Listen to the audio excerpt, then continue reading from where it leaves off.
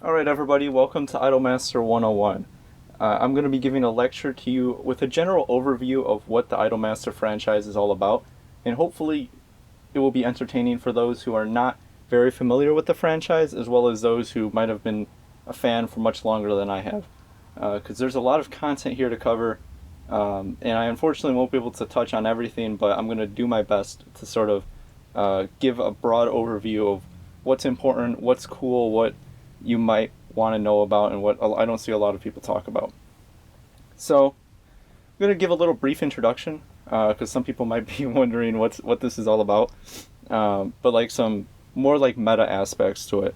So, I guess I should talk about myself and how I got into Idolmaster. I first got into the Idolmaster franchise in like late 2016-ish through Cinderella Girls, and this was because of the doujinshi.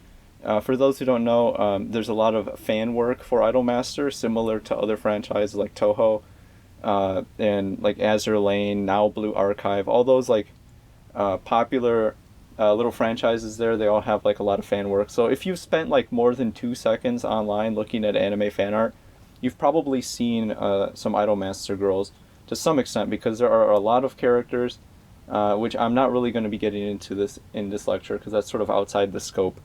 Um, but I got in through it, got into Idolmaster through the doujinshi, through the fan work, a lot of the fan art as well, and it made me become an idol otaku because I wasn't really sure what that was until I got into Idolmaster, and Idolmaster as well has been played a pivotal part in like myself and my growth as a person and as an otaku, because it's because of this franchise that I started to get more deep into Japanese culture and knowledge and stuff like that.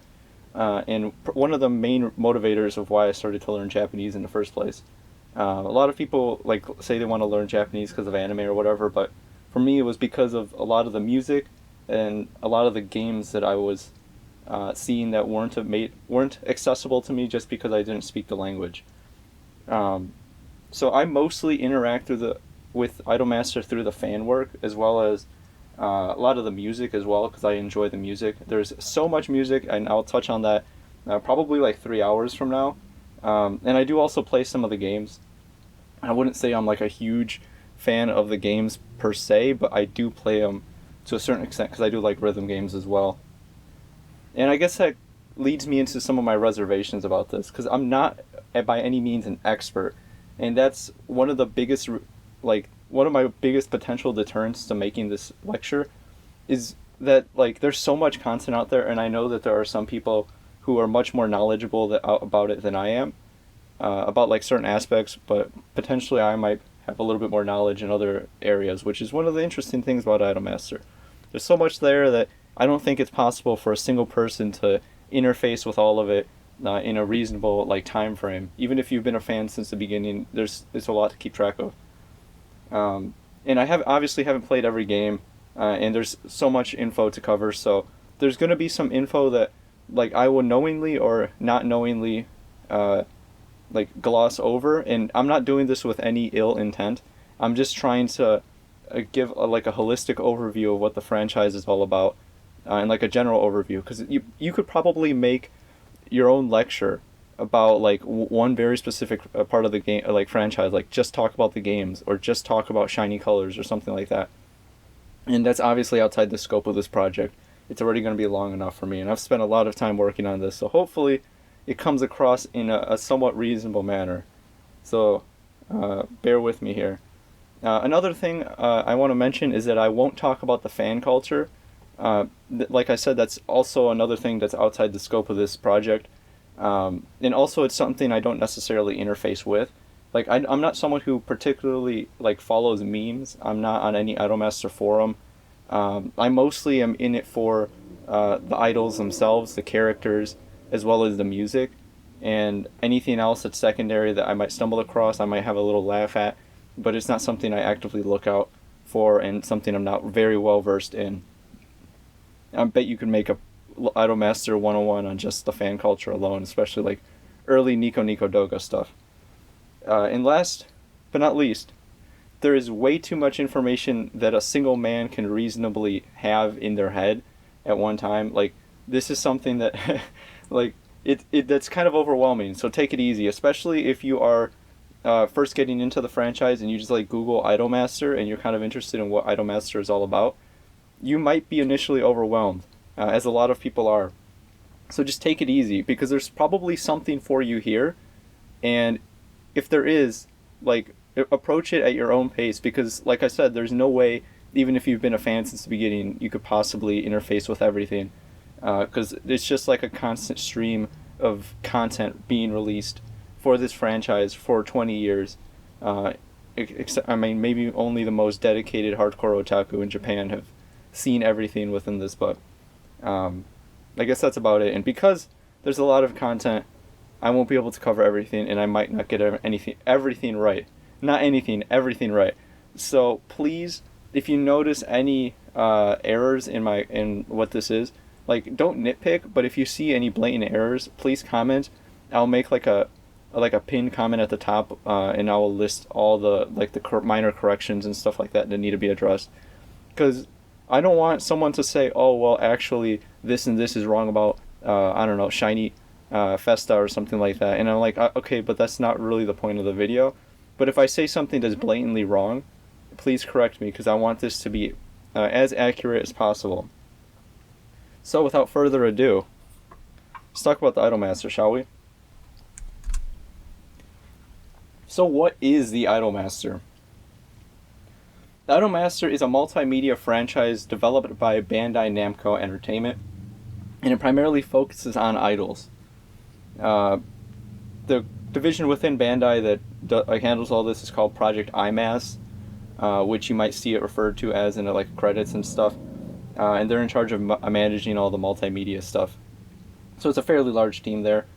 And then, of course, IMAS, the letter I, M, @ stands for Intermedia Artists and Specialists.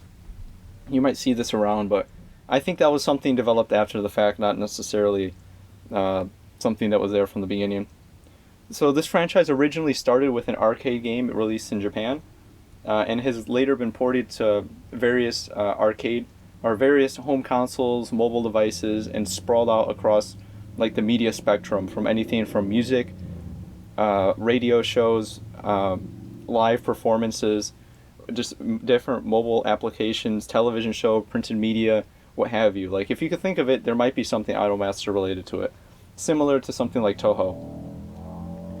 And typically in this franchise, they center around the player who is represented by the producer, and they are referred to sort of like within the games as P-san, which is why you might see it referred to that in like any of the translated works or whatever. Some of the idols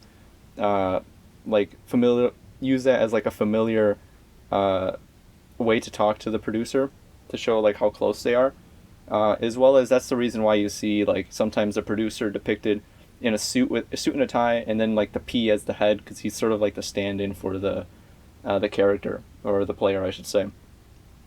And typically within the games in the franchise, you just do various little tasks, typically mini games, and raise the skills of all the idols within the talent agency that you're in. And then there's like rhythm game aspects, as well as like written and voiced dialogue story segments as well, which play a big part of every game.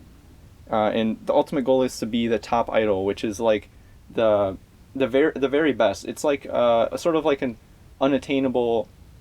I wouldn't say unattainable, because I'm only saying that because no one has technically become top idol. There's one, at least that I'm aware of, idol who has been given the whatchamacallit, the title informally of top idol, but it's sort of like an upper echelon of what to be there. Like, you want to be the absolute best. And of course there are a lot of spin-offs and then various branches, which I'll get into, that further expand the franchise as it goes forward, which also help allow new people to get into the franchise. Because, for example, if you want to get into Idolmaster and you're not particularly fond of certain characters, certain seiyuu, certain media types, like you don't like the game of this one, or you're not particularly fond of the music over here, there's like 3 or 4 other branches that might be more appealing to you, which is really cool. And it's all involved within the Idolmaster media mix, which is essentially like the whole collective of media that spans the Idolmaster franchise, from music, concerts, video games, manga, and even the Seiyu culture that's around. And Idolmaster is important because it's very persistent. It has been a staple of otaku culture since the very beginning, like when Idolmaster was first introduced in like early 05-ish, when it first started being announced. It has a lot of interesting crossovers between hobbies. Like you will see people who are into cars and they'll put a Itasha wrap of an Idolmaster character on there, or you'll start to see like people into music and then they're also into Idolmaster music and so on.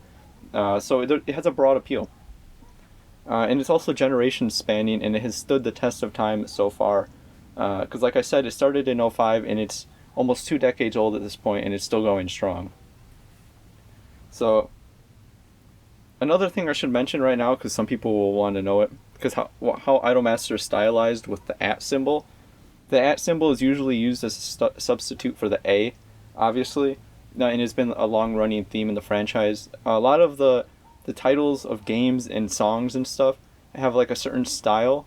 Like for example, right here, there's a lowercase I, even though it could technically and has officially been like stylized with an uppercase I at some points.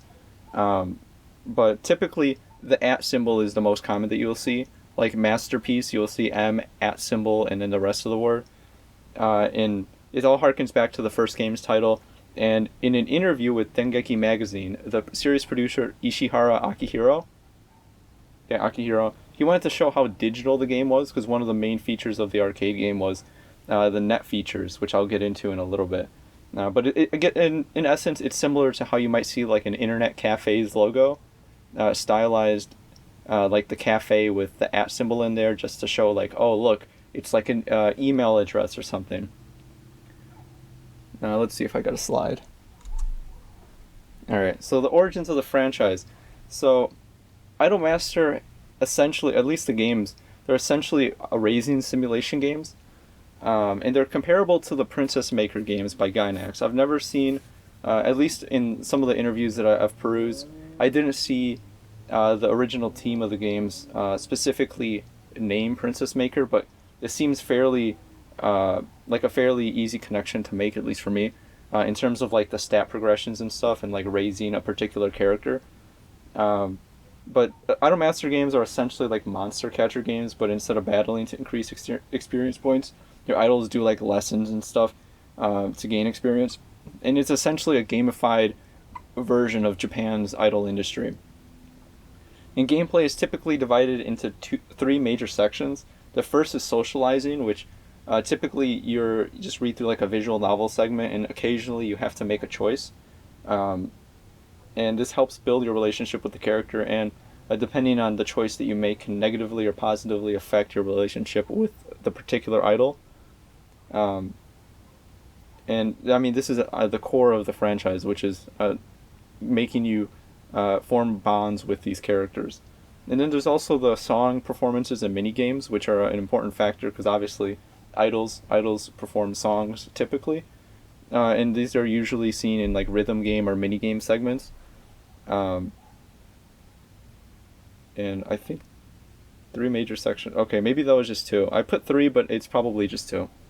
There might be more, but I'm oversimplifying it for the sake of brevity here.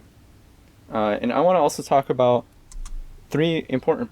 Oh, I got a cool picture. I totally forgot how I had this PowerPoint set up, but now I'm going to step aside for a little second here. So there are 3 important people I'm going to reference. One of them I've already referenced already, which is series producer Ishihara Akihiro, who is credited as the chief game designer for the original arcade game. He ended up leaving Bandai Namco in 2016, and then he later went to go work on like Uma Musume briefly, but he ended up leaving that studio. That's him here. Next up is producer Sakagami Yozo, in the middle with the orange shirt. Notably orange shirt. In pretty much every press thing, he wears an orange shirt, so that's kind of like his trademark thing. The fans refer to him as Gami P, and he's the general producer of the team. He has a longer title, but that's just the general producer. He originally helped with location testing on the original game, and he became a general producer after that.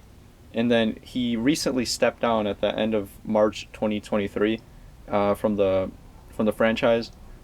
So someone else is taking that place now. And last but not least, their series producer Koyama Junichiro over here, and he, like I said, just series producer. I think I referred to him a couple times, so I just wanted to make it clear. But he's someone important, at least in the early days. So now that we kind of have a broad overview of what Idolmaster is, I want to sort of quote unquote briefly touch on idol culture in Japan, because that's kind of important to like what Idolmaster is, because it's a game and a media franchise about idols. So what is an idol?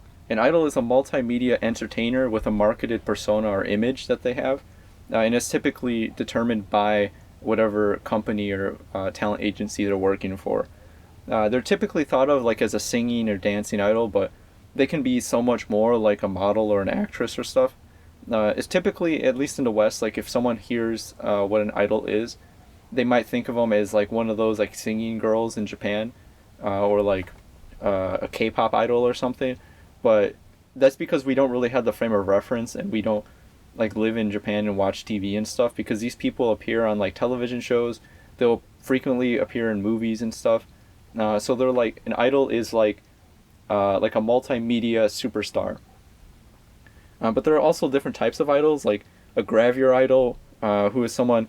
Gravure in Japan, like gravure photos, is like just models. Sometimes it's like kind of lewd, but it's like 15 plus kind of lewd. Like you might get some bikini pictures in there, but they're typically just like photo book idols, photo book models, I should say. There's also AV idols, who are adult video. AV is adult video, and which is interesting because like in Japan, like people who are seen as like a porn star, it's like a less like sketchy job to pursue, kind of, only because like there isn't so much of a stigma of being an AV idol, because like you can have a decent following, and it's not like something to be super embarrassed about, and they do like events and stuff. There's also Seiyu idols, Seiyu being voice actresses and voice actors, as well as like net idols through the online services, like specifically like very early 2000s, like Web 2.0 kind of stuff. There might have been a net idol. Got popular through like a YouTube or Nico Nico Doga. Virtual idol, obviously like a VTuber, Hololive for example, or an underground or Akiba K idol, which are like essentially just a regular idol, except they might be independent or independent. They might not. They're not necessarily independent, but they might not be marketed specifically as like a mainstream idol. They might be like someone who is doing it on their own or through a small company, or that's specifically trying to appeal to a certain demographic. Idols are role models and images of perfection. And typically this is seen with restriction of smoking, drinking. Their behaviors typically determined by the company or their producer, and most commonly is like the stance on romantic relationships. Like I'm not going to comment on it too much, my opinion. I personally am on the side of like how Japan views it, where like idols shouldn't necessarily flaunt their romantic relationships. Like sure, they can have it, but it shouldn't be something that's covered.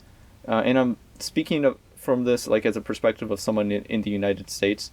Like I don't particularly care if this idol is involved with someone else or whatever. Like they can live their own life on their own. I just don't want to really hear about it. But personally, I also think it's better too, because you don't hear about all the drama and crap that kind of like bogs down the quote unquote offline persona of this of them, like how you see in the United States with all the scandals and stuff on the back end. It's better to present like a very curated image with nothing else happening than have like everything open to the public, and you kind of exposing yourself for potential for a scandal and whatever.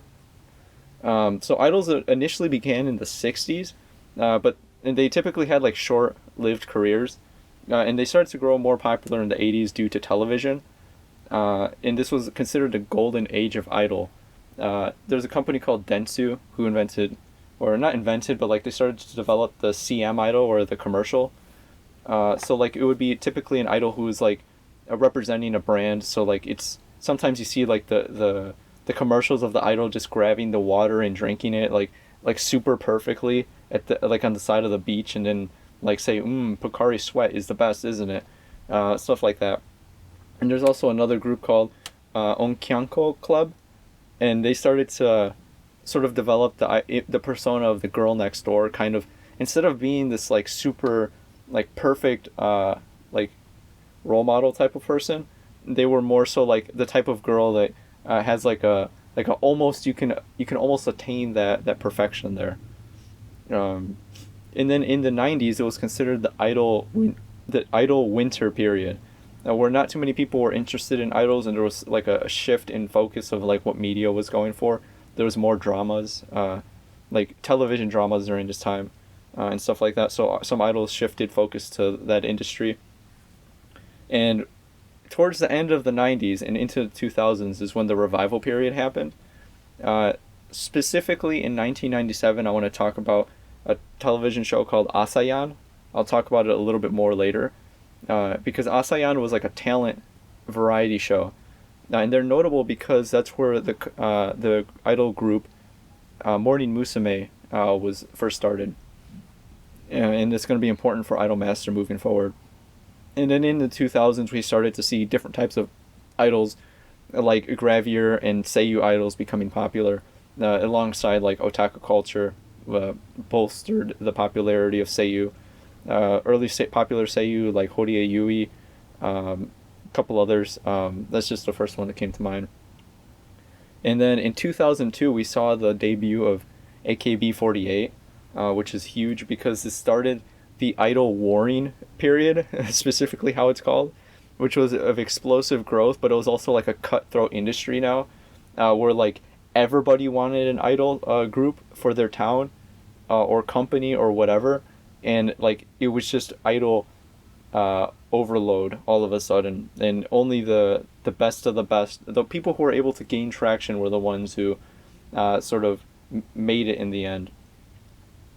So I'm going to talk a little bit briefly about the cultural significance of this, because as you can see, like briefly what I talked about idols, like depending on the era that the idols exist in, sort of like their images and persona, and like the like how popular they are is determined by like Japanese culture at the time. So like in the 90s, it was often referred to as the lost decade.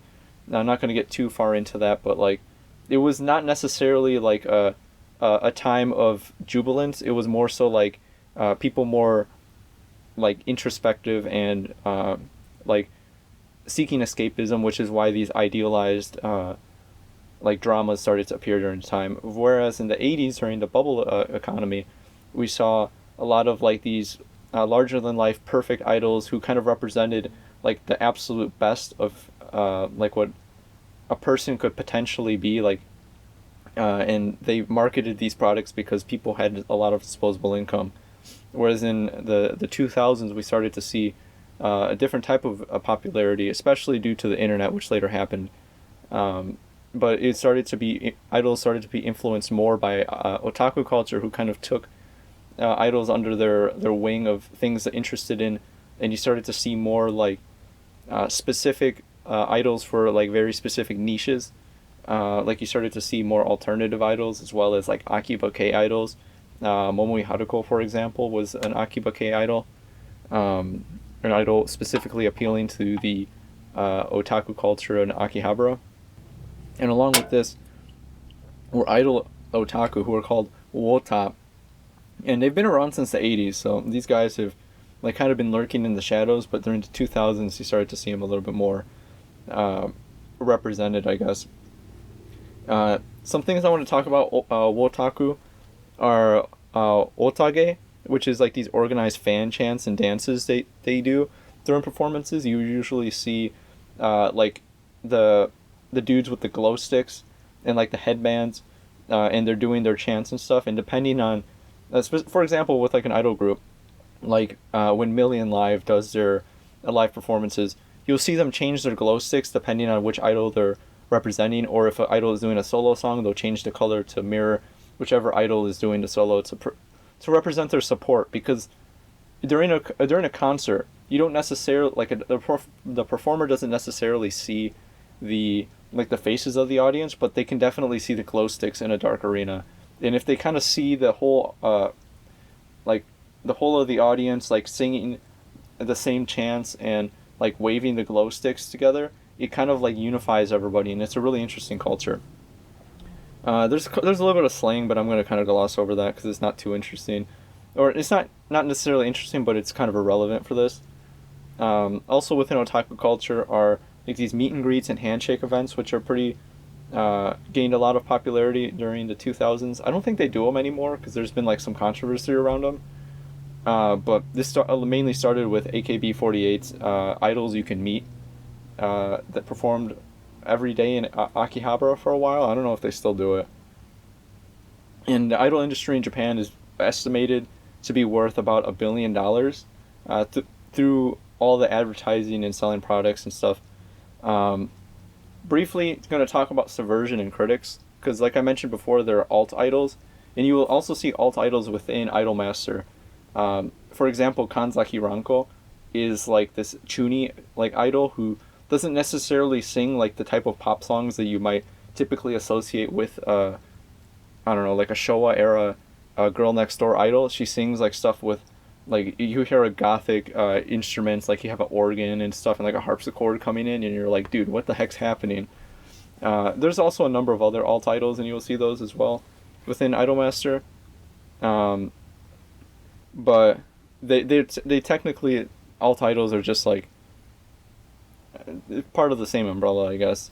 But I wanted to mention too that like a lot of times when you talk about idol culture, especially recently, you get all these like parasocial relationship like critics and stuff, and like I feel that there's some sort of disconnect happening. Like a lot of people who talk about and attempt to criticize idol culture don't necessarily have the they are not necessarily coming from the same place as someone who might be into idols, that they will see these people and they will like automatically project certain like armchair psychological diagnosis onto them, and that might not necessarily be the case, because there's like some interesting like stuff happening in the background why someone might be drawn to a particular idol. Because for example, with like the AKB48 idols you can actually meet, it might not necessarily all be like what's depicted in Perfect Blue, like it's some weird stalker person. It might just be some dude who is like working a dead-end job, and the only thing he really cares about is listening to the music of this particular idol. Like in his smoke breaks, that's all he listens to. And he, I mean, of course he'd be overjoyed to meet this person without like with the expectation of pure desires and stuff like that. But of course there have been legitimate controversies, like their working hours, which have come into question recently, as well as like the dating ban that I mentioned before that like could potentially be questionable. But like I said, it's a matter of how much you publicize a lot of those things.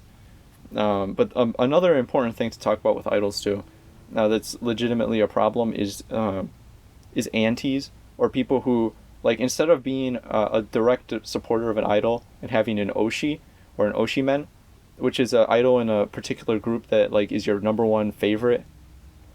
Antis are people who do the exact opposite of that. Like they have an idol that they hate, so they will go out of their way to like deface them and like talk slanderous. And this is when all the relationship problems come out, because those people will leak this information on Twitter and stuff. But yeah, so let's move on. Let's talk about the history of Idolmaster in 3 stages. I'm going to give a brief overview of the franchise with its 3 various eras to hopefully give you like a general understanding of where I'm coming from, because I will start to talk about like different visions and different generations and different branches moving forward. So I kind of want to give a top level overview of what that's all about. So the first vision is also the original era. It's when the franchise first started. And this is where the player is initially just a producer at a talent agency, helping female idols succeed in the entertainment world. And the game was heavily influenced by the variety television program Asayan, which is the one I mentioned before. The full name is Asakusabashi Young Yohinten, but you don't really need to know that. Asayan was a popular talent show with the intention of holding like these auditions to discover prospective performers for like different agents and different scouts and stuff like that. And it ran between 1995 and 2002. And I mentioned before, but the two most important groups who came out of this were Morning Musume and Chemistry, who later went on to have like their own successful careers because of their debut on Asayan. And they would later join the umbrella group Hello Project, which is massive. And as well as other notable artists like Suzuki Ami, for example. I was reading through like the Wikipedia and I saw her, and I really like her music. So the game began development. Let's see, do I have a? No, I don't. Ignore that. I didn't know what slide I had next. So development of the game began in the early 2000s, significantly before the release of the game, and their motivation for like the type of game they wanted to develop was twofold. The first thing that they wanted to incorporate was this magnetic stripe card, which is like Bandai was using, that you can swipe a card and you could save your progress within an arcade game and later carry it over to another arcade cabinet and continue where you left off. So they wanted, because of this new feature, they wanted to motivate people to have a reason why they should come back and why they should be using these magnetic stripe cards. So they decided to make the games about cute girls. And at the time when they were developing this, there wasn't like a lot of precedent for what type of game this was and like who to refer to. So they started to take inspiration from a number of sources. I'll get into those in a little bit. So the original era was mainly characterized by incorporating Japanese arcade game design philosophy into this new type of idol raising simulation game. So there's like a huge emphasis on the competitive aspects.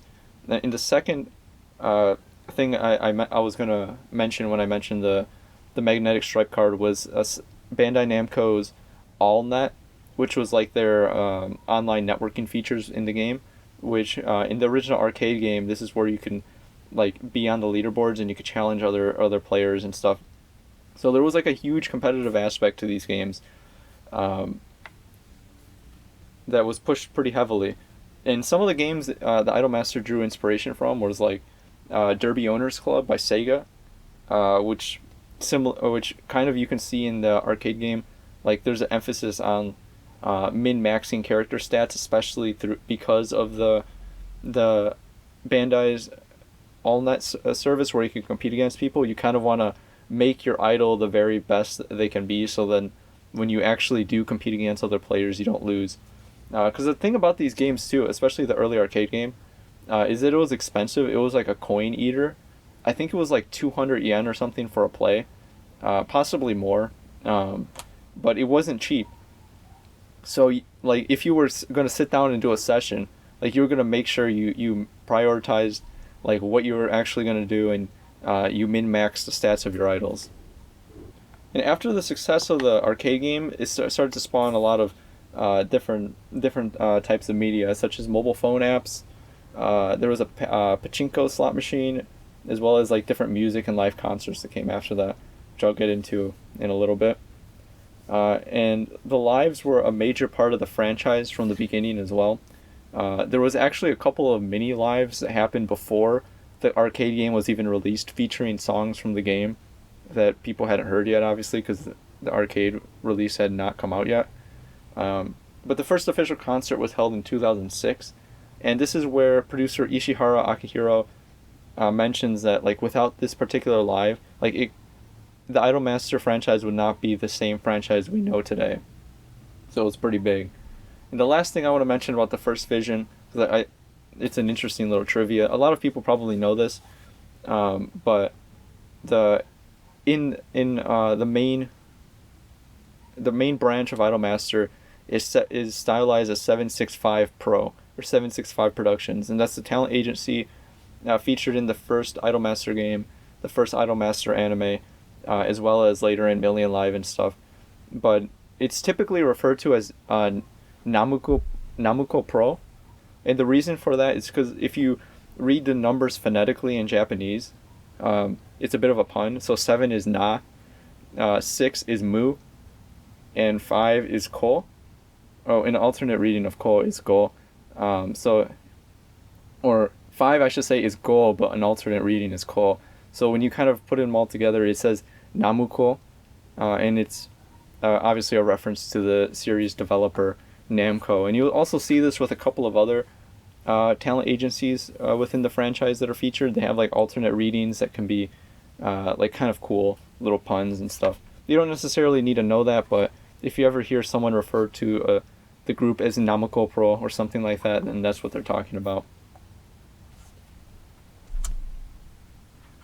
So, in May 2009, Bandai Namco unveiled Idolmaster Second Vision with the slogan, "The Idolmaster must go on." And their goal with Second Vision was to sort of like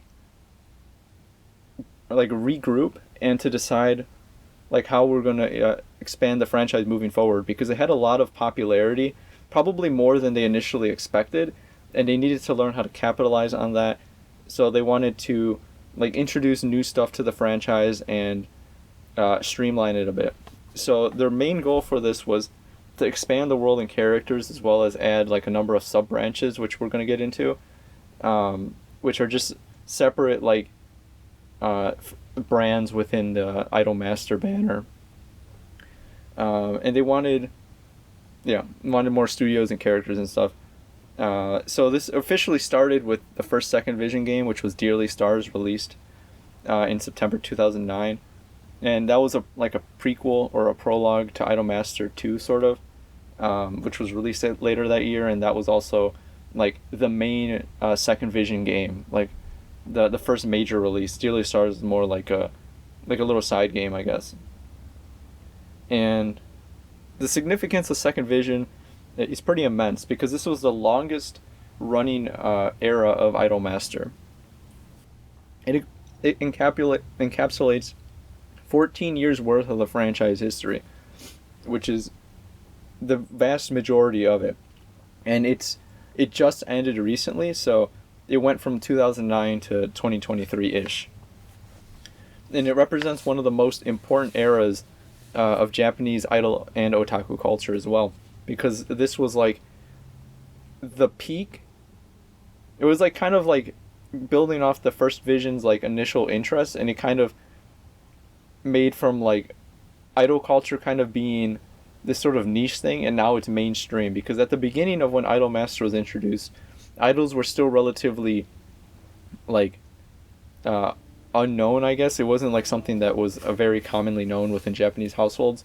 Most people were probably familiar with idols as like the Showa CM idols who appeared on television or stuff, or like in variety shows that they watched after work. And then after the end of the Second Vision era, idols are a common household name. Like everybody knows idols. People know that what idol otaku are. People know what idols or what otaku are in the first place. So it was a pretty significant era for like a lot of things. And it also incorporates. It also, there's an impressive evolution of Idolmaster, because it originally started as an arcade game, and it eventually reaches the end of Second Vision with mobile games. So there's like a whole changing of the eras and stuff there, and like changing of what people are interested as well, and it sort of follows that. And during this time, Idolmaster became one of the largest media juggernauts in Japanese otaku culture, and it stayed incredibly relevant thanks to all the phone games, the branding, the broad appeal, and eventually a global reach, because now us in the United States have it, not in really any official capacity, but it's expanded to other countries. Let's see as well. There was also SideM, which was introduced in 2014, which was the first male idol branch within it, Idolmaster, which is pretty cool. I'm going to touch on them in a little bit as well. And then Second Vision concluded with a live concert called Master of Idol World, with like 4 exclamation marks, in 2023. This was held in Tokyo Dome between February 12th and 13th of this past year, and it celebrated 14 years of the franchise. and signaled the new era, which is 3.0 vision. And the slogan for 3.0 vision is "Create Power with You." And it was announced at the end of 2022, but officially in 2023. It technically hasn't started yet, which is why I'm not going to be touching on it too much. But there are a couple properties within it that have been unveiled, and a couple that have started to hit the ground, started to hit like public places and like arcades and stuff. So there's a little bit of stuff, but I'm not going to focus on it. But the goal for this 3.0 vision was to explore new media trends, which sounds cool, but it also makes me a little worried about what the direction the franchise has. But all in due time, we will explain. A couple of new projects for 3.0 vision are a new arcade game called Idolmaster Tours. That's the first arcade game since the original, by the way. As well as a new Shiny Colors game, a mobile phone game. Both of them have not been officially released. They were probably delayed due to COVID and all that stuff. But Tours is set to drop in 2024. Gosh, I'm 10 years off. Take me back. And then SongforPrism is set to release like at the end of January 2024, I think. And then there's also another thing here called Project Via Live, which is part of their exploring new media trends aspect of 3.0 vision, which is to incorporate YouTube virtual idol culture with Idolmaster. And in my personal opinion, this has kind of been a failure because I didn't know about this until I started researching this. And that just shows how like under the radar this has been. But it currently has a fairly uncertain future because I looked at these, because there's 3 channels for these virtual idols, and it kind of seems a little directionless. But the most notable thing with these idols is that like some of them haven't uploaded or streamed recently, like in months, and then their view count is extremely low. Like even on the first stream that they did, it's nowhere near of what is common even with like independent VTubers online, which is a cause for concern because like VTubers are no like new thing within the industry. There's like a lot of Western fans who will watch Japanese VTubers and not understand a single word that they're saying, but still tune in for every stream because they care about the personality.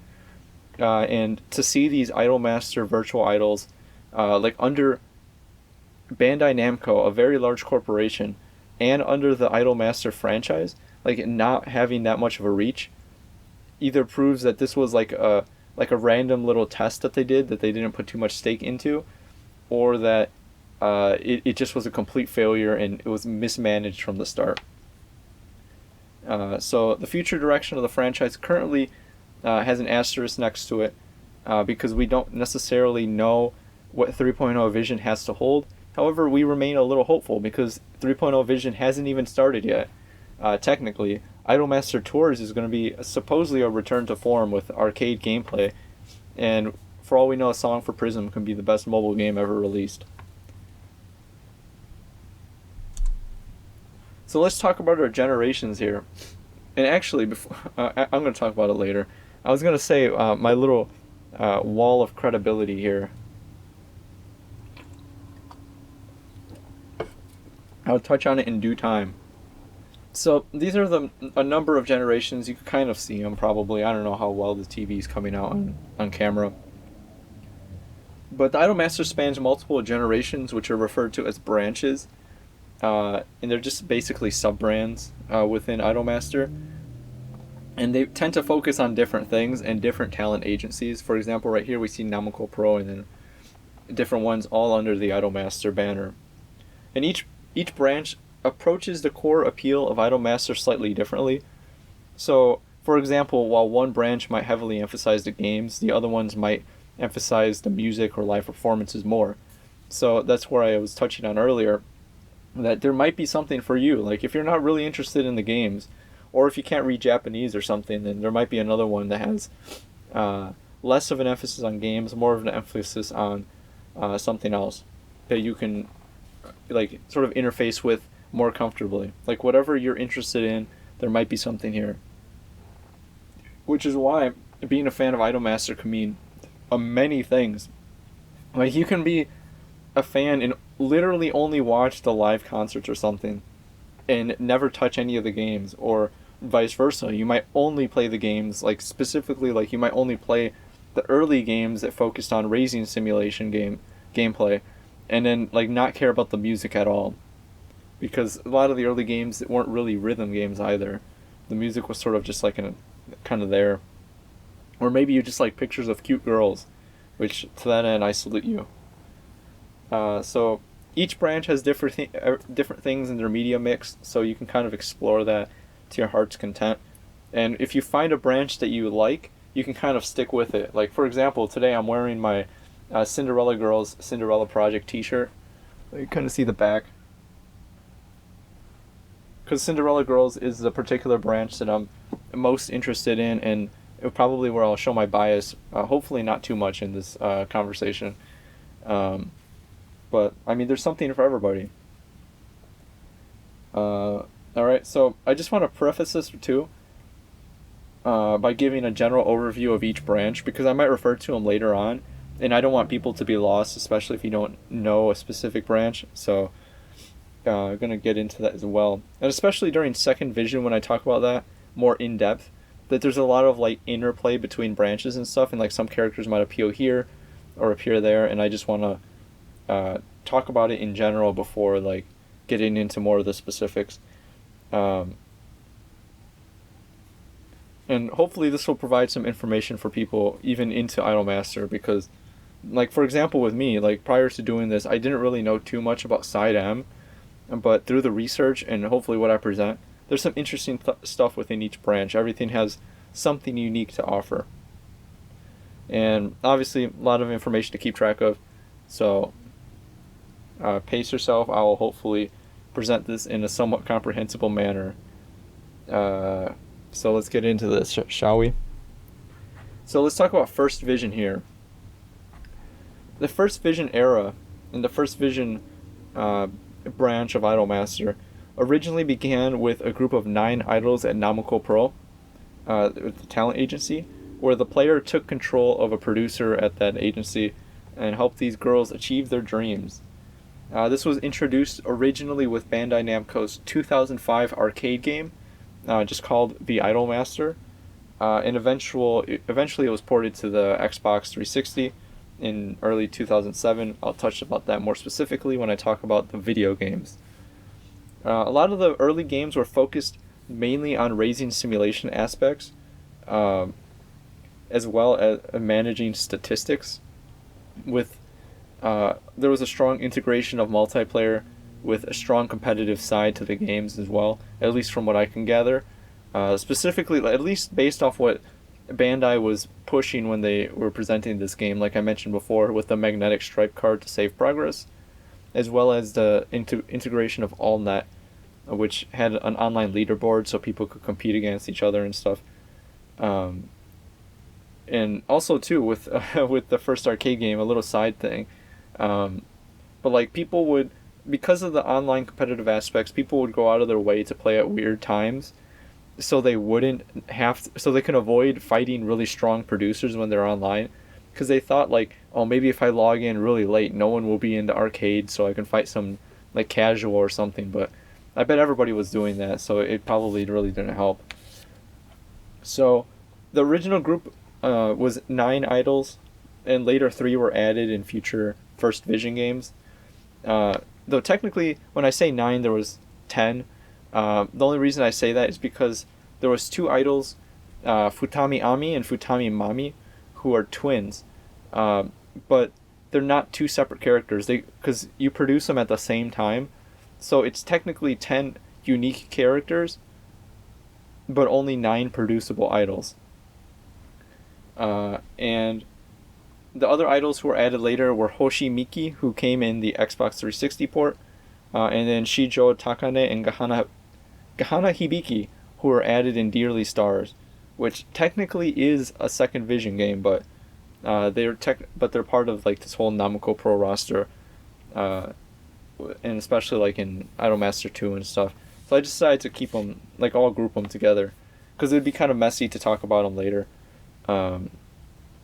So later, and also like I mentioned later, Million Live would later add more idols to 765 Pro, but that's another. I'll talk about that later because it's kind of its own thing in Second Vision. So the main appeal points and the main takeaways for the First Vision idols is that there's a very strong emphasis on character development, especially because there's a relatively small cast of characters that is easy to keep track of, which won't be the case moving forward, because many of the later idol branches will add like a plethora of characters but in some cases a very large cast that it's not really reasonable to keep track of everybody. Whereas the original Vision characters, there's only 9, and since they've existed for a long time across different forms of media, you get to really know them as people, and they have a lot of characterization within all that time, which is really cool. So if you're really interested in like learning about some of these characters and their backstories and their personalities, then First Vision idols are definitely the way to go, because there's a lot of interesting stuff there. And later on, there would be an anime in 2011 it's technically a Second Vision project, but it features many of the same characters, and it really does go to highlight like the strengths of characterization within Idolmaster. So I'm going to talk about Cinderella Girls for a little bit. Cinderella Girls was originally introduced with a browser game, a browser card game developed by SideGames in collaboration with Bandai Namco, and it was released in November 2011. And then later it received another mobile game called Idolmaster Cinderella Girls Starlight Stage, which is like the main game within that specific branch right now, and that was released in 2015, and that was a mobile game, and eventually, like I said, replaced the original game when that mobage browser-based game reached end of life. And this was the first major branch division in Idolmaster, with like the franchise and stuff. And basically within this branch, you're the producer at 346 Pro, Raising Idols, and part of the Cinderella Project. And the Cinderella Project is kind of like Namco Pro All Stars or something like that, where it's like this like sort of idealized fantasy-ish like goal to reach, similar to Top Idol. They're kind of like interchangeable technically. But Cinderella Project is just like the refers to the larger group, where there are specific units within each within the talent agency, as well as like Cinderella Project is kind of like the whole thing. I think I did a poor explanation of that, but anyways, Cinderella Girls was notable because it added an entirely new cast of characters, and focuses on another talent agency other than Namco Pro, and it has the largest cast of characters. I believe it's at 212 characters right now. So compared to the relatively humble like 13 characters of like some of the First Vision games or like the Namco Pro idols, this is way out there, man. Like there's 212. Technically, there's 215 because there are 3 Korean exclusive idols. But because of the large cast, it means that unlike the First Vision girls, not everybody in the Cinderella Girls branch has a seiyuu.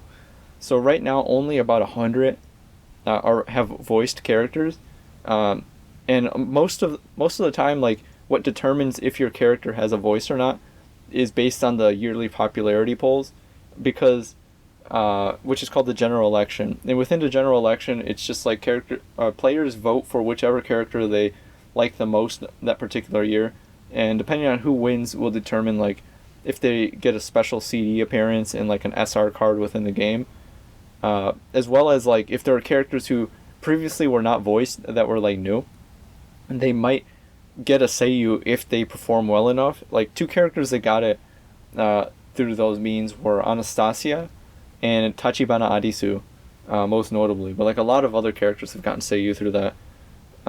So the appeal points for Cinderella Girls is a little bit different than the original because there are so many characters. But because there are so many characters, there's a lot of like interesting characters and like meme characters as well. But you also have like a lot of fan work because there are a lot of artists out there who specifically are drawn to like a certain idol. So if you are really into this specific idol, there might be a lot of fan work for them as well. Which it also helps the visibility of the branch, since it's probably one of the most popular, just because of how long it's been running and how many characters are within the branch. But the large cast can also be a potential weakness, though, because like some people might see it as overwhelming and not really know where to start. Like, oh gosh, which idol is going to be my Oshi kind of thing. But just like approach it, like take your time, and you'll eventually find someone that you're interested in, I guess. And then also the Starlight Stage video game has received pretty consistent updates over the years, and it's actually pretty decent for a mobile game. And then there's also a wide variety of music within the franchise, because it's so long running and it has such a variety of characters, especially like meme characters like I mentioned before, as well as like alternative idols and like different aspects of Japanese culture and otaku culture explored. Like certain idols will have like certain interesting quirks to them. Like some will have like a certain interest, or some will come from a specific part of Japan and have like a certain dialect or something that you typically don't see represented in most other Japanese media. Like they'll talk a certain way. Like you can learn a lot just because of these characters that span like a variety of like interests and cultures and stuff like that. And a lot of their personality is reflected in the music. Like I mentioned Kanzaki Ranko, for example, but like a number of others. I think they're I was gonna I'm gonna let that train leave the station. I'm not gonna follow it. So let me move on here. That was just a brief overview of Cinderella Girls. The next branch is Million Live, where the player is a producer at Namuko Theater Agency. And this includes the 13 original Namuko Pro idols, as well as 39 new idols. And it was like a spiritual successor of sorts to First Vision, by continuing a lot of the fan favorite characters in their storylines. So you'll see like old characters that you might have enjoyed in First Vision come back. And a lot of them are based on like the new A1 Pictures designs, which was from the 2011 anime. I'll touch on it in a little bit. But it features character designs from Nishigori Atsushi, which is kind of like, after a certain point, after the anime aired in 2011, a lot of the characters started to reflect the new art style as opposed to the original one. And, you know, just the goal to help every idol achieve their dreams with the one day of becoming a top idol. And this was originally released in the form of a video game on the Gree social networking platform for PC mobile devices in 2013. And the service officially ended in March 2018, though later there was another mobile game called Theater Days that came out, which is a free-to-play rhythm game.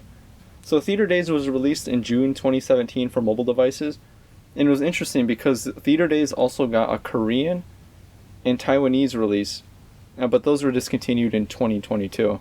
But you'll start to see that some of these games, they want to port them to different regions, but curiously enough, never to the United States.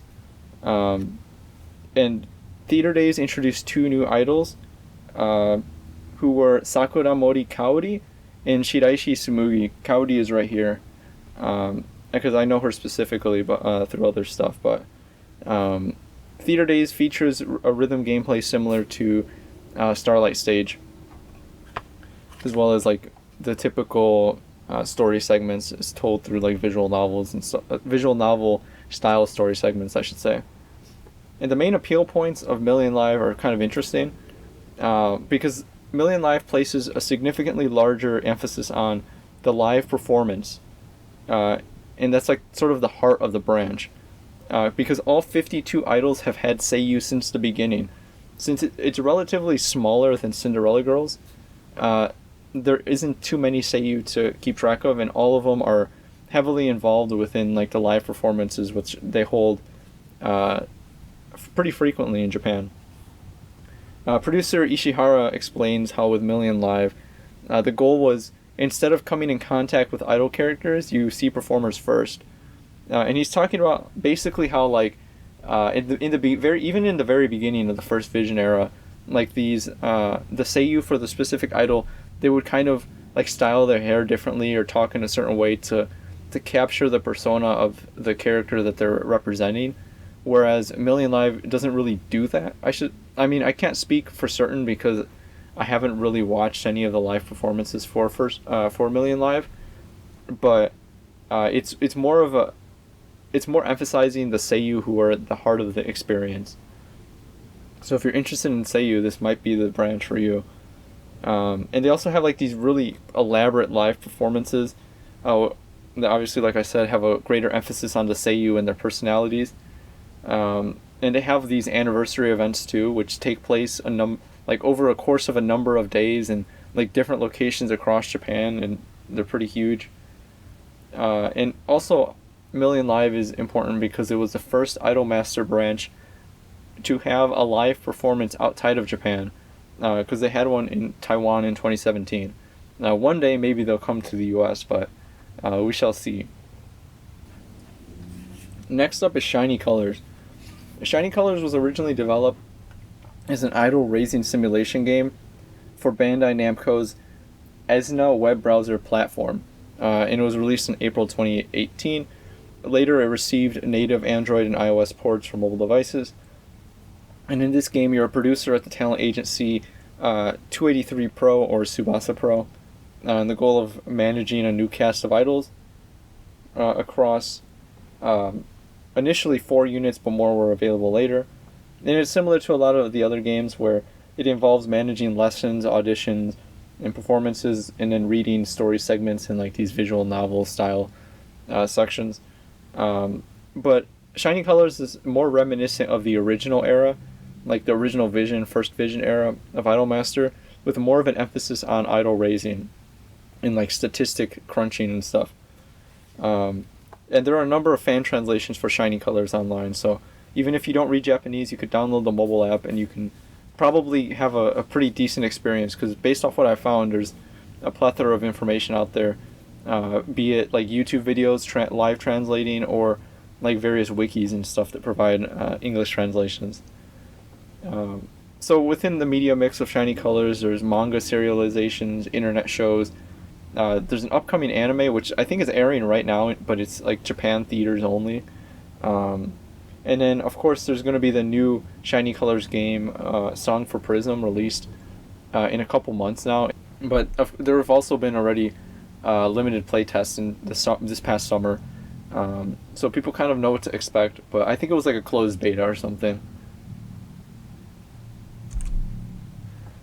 Next up, we got SideM, which was originally released as a video game for the Dina mobage platform on web browsers, and it's a male idol simulation game.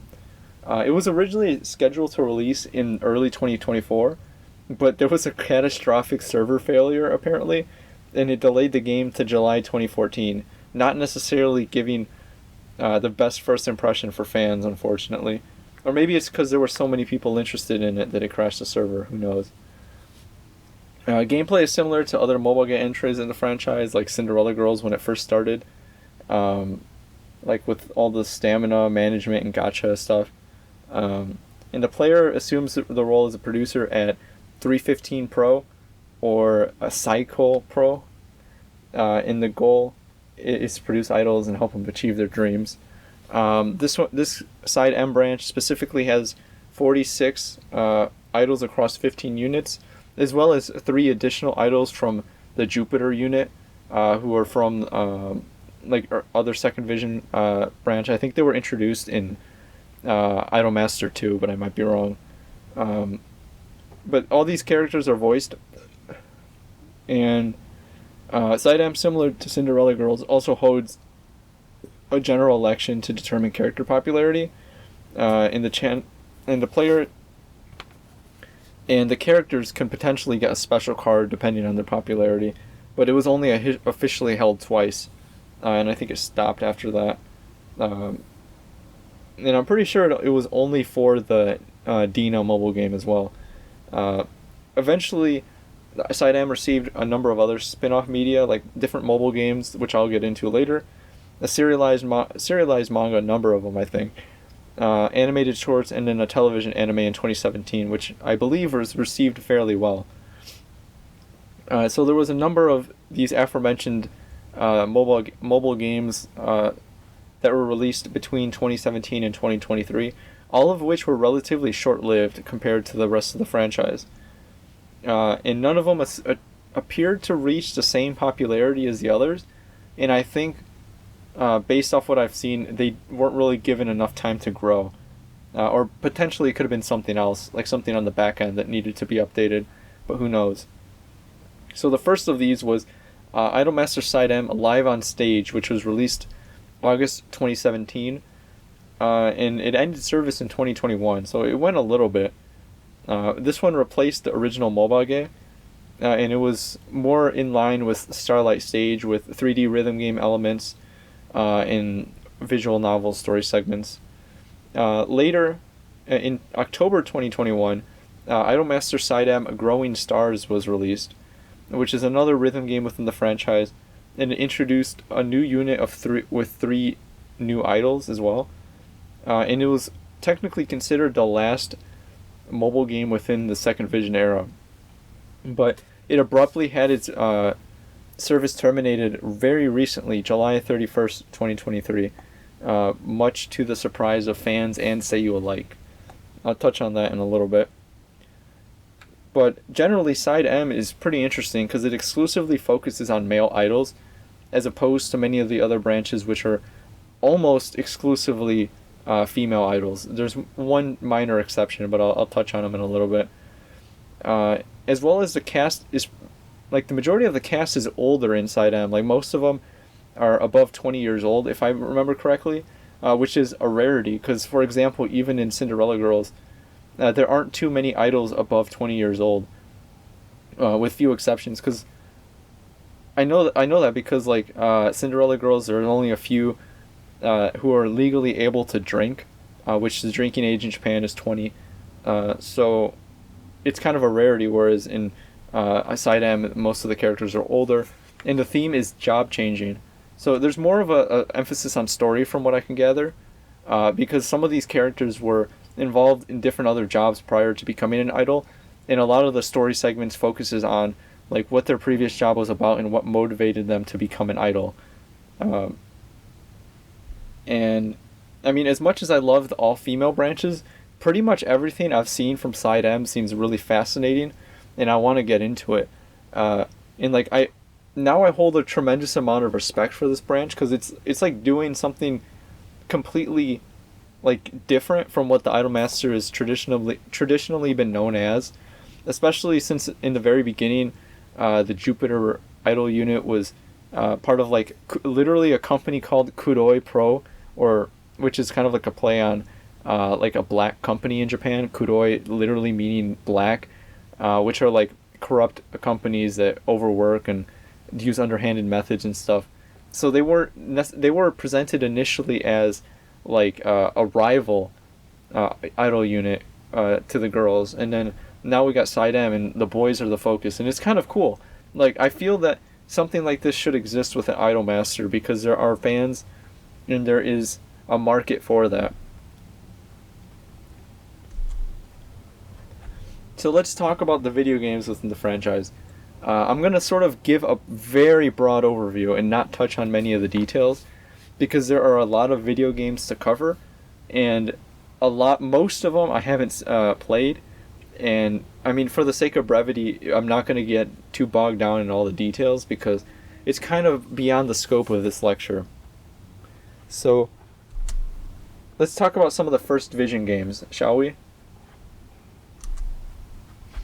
So the first game that came out within the Idolmaster franchise was, as I mentioned before, Idolmaster game for the arcade. It was commonly referred to as Akemasu by fans, which is a portmanteau of arcade and Idolmaster. So if you see people refer to it as that, they're referring to the arcade game. This was released July 2005, though there were technically working prototypes in as early as 2012, and then there was limited play tests, I believe, prior to release. But initially during development, it was just literally just known as Idol Game. And it was developed by Metro and published by Bandai Namco Entertainment. And it was developed for Bandai Namco's 246 arcade board. And it had a cabinet with a touchscreen, which was primarily how the players interfaced with the game. Now, making it somewhat unique at the time. And it heavily leveraged Bandai Namco's networking system called AllNet, which allowed players to see national scoreboards and stuff, like the leaderboards, as well as set up official matches during in-game like national auditions and stuff for increased competition. Though the online service for this terminated in 2010.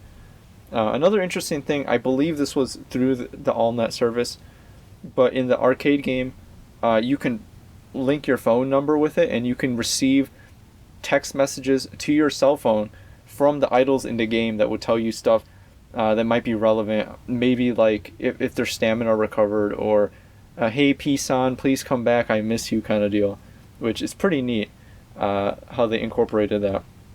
And that would later be brought into the fold of the various other mobile applications, but this one was fairly primitive at the time, but it was also kind of cool.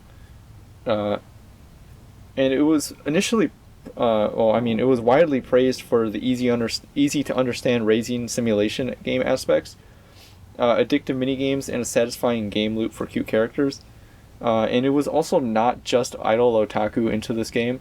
There was an interview before, I think it was on YouTube actually, with Gami P, and he was talking about how, like, he remembers seeing, like a group of schoolgirls just playing the Idolmaster arcade game, and like asking them like, why do you like this game? It's because it's curious to him, because it was not necessarily designed with that specific demographic in mind, but they liked it because there was cute girls and you could sit down while playing the arcade game. So like they would just sit down, chill, and play the game. The developers wanted something the players could return to with this game, which was motivated through the aforementioned magnetic stripe cards, which would save player data, and it was rewritable. I think I got a picture on the second slide. So I'm not 100% sure if this is what the rewritable cards look like, because I did a little bit of Google searching and I wasn't able to find like exact confirmation, but I think this is what they look like. I'll put a bigger picture on screen too, because you might be able to see it better there.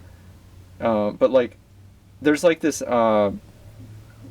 little like screen right here that seems to rewrite depending on like how you save the game, and it kind of reminds me of like the Sega Dreamcast VMU, where it has like a little screen on it, whereas this one, it seems to be like a e-reader display, similar to like the Kindle, like the original Kindle I should say, where it kind of like, or like a stencil sketch. You remember those little stencil things that was like a tablet, and you like rotated those little knobs and stuff on them, and it would like draw a picture and it would stay there until you shook it.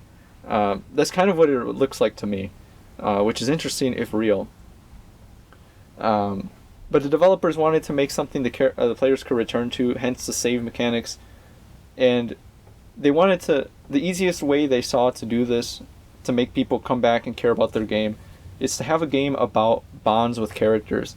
And they drew a lot of inspiration from Bishoujo games at the time, but they wanted to differentiate themselves. So they drew influence from like Tokimeki Memorial, obviously, and the aforementioned Derby Owners Club. But they wanted to make it unique, so they used idols as the main theme of the game. And they wanted the cast to have a broad appeal for everybody.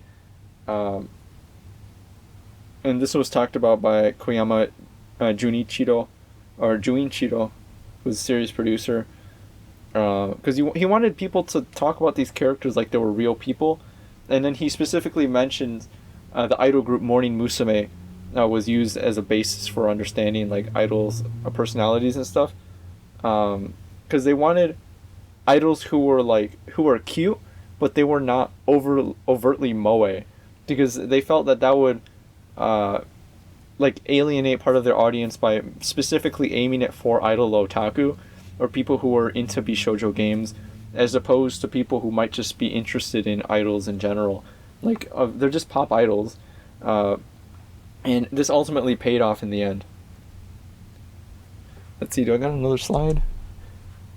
So we're going to talk about the Xbox game, and right here we can't really see it, but producer, but Yukiho right here is like, the producer, I got the Xbox for the upcoming game, and then the producer is saying, the Yukiho, that's the wrong Xbox because she's holding the OG one.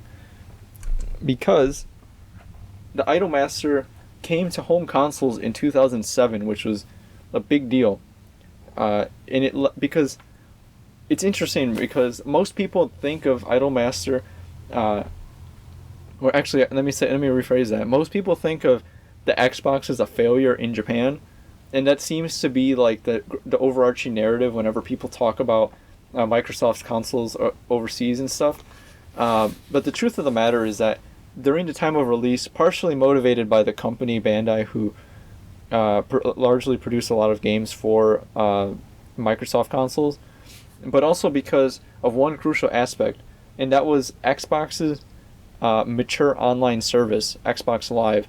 Because in that time, I don't think PlayStation Network even existed, or at the very least, it was relatively basic compared to Xbox Live, which had originally started back in the original Xbox era with games like Halo and stuff.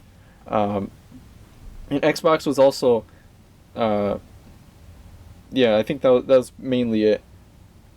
So this helped dramatically increase Xbox sales in Japan, which was kind of interesting to see because there was some statistics here saying how like Xbox Live account subscriptions and stuff like exponentially increased in Japan prior to the release of Idolmaster on the 360, as well as like a 230% increase of Microsoft points bought in January, which was the month it was released, which could only mean this game because it was like the only major game released in that time. So the Idolmaster on 360 introduced a couple of new things, notably Hoshi Miki as the new idol, but it also included new content and songs, as well as reworked character designs and motion capture, because now the game was moving to the HD era. And it's interesting too, because if you look at the arcade game and footage from the arcade game as it's being played, like the characters, they have a lot of like they have like literally no anti-aliasing on them, and the Xbox 360 is an HD console, so you see a pretty dramatic increase of quality in the graphics between these two. Hence the need to also update the motion capture for some of the dance sequences. So they brought back a lot of the original performers who recorded those in mocap. I don't necessarily think they were the seiyuu. They might have been someone else, but I didn't find any info about that. And then also, producer Sakagami Yozo, or Gami P, noted how many people were interested in the arcade game before, but they didn't really have the means to play it. Either it was too expensive, or no arcades in their area had it, because it was fairly limited as well.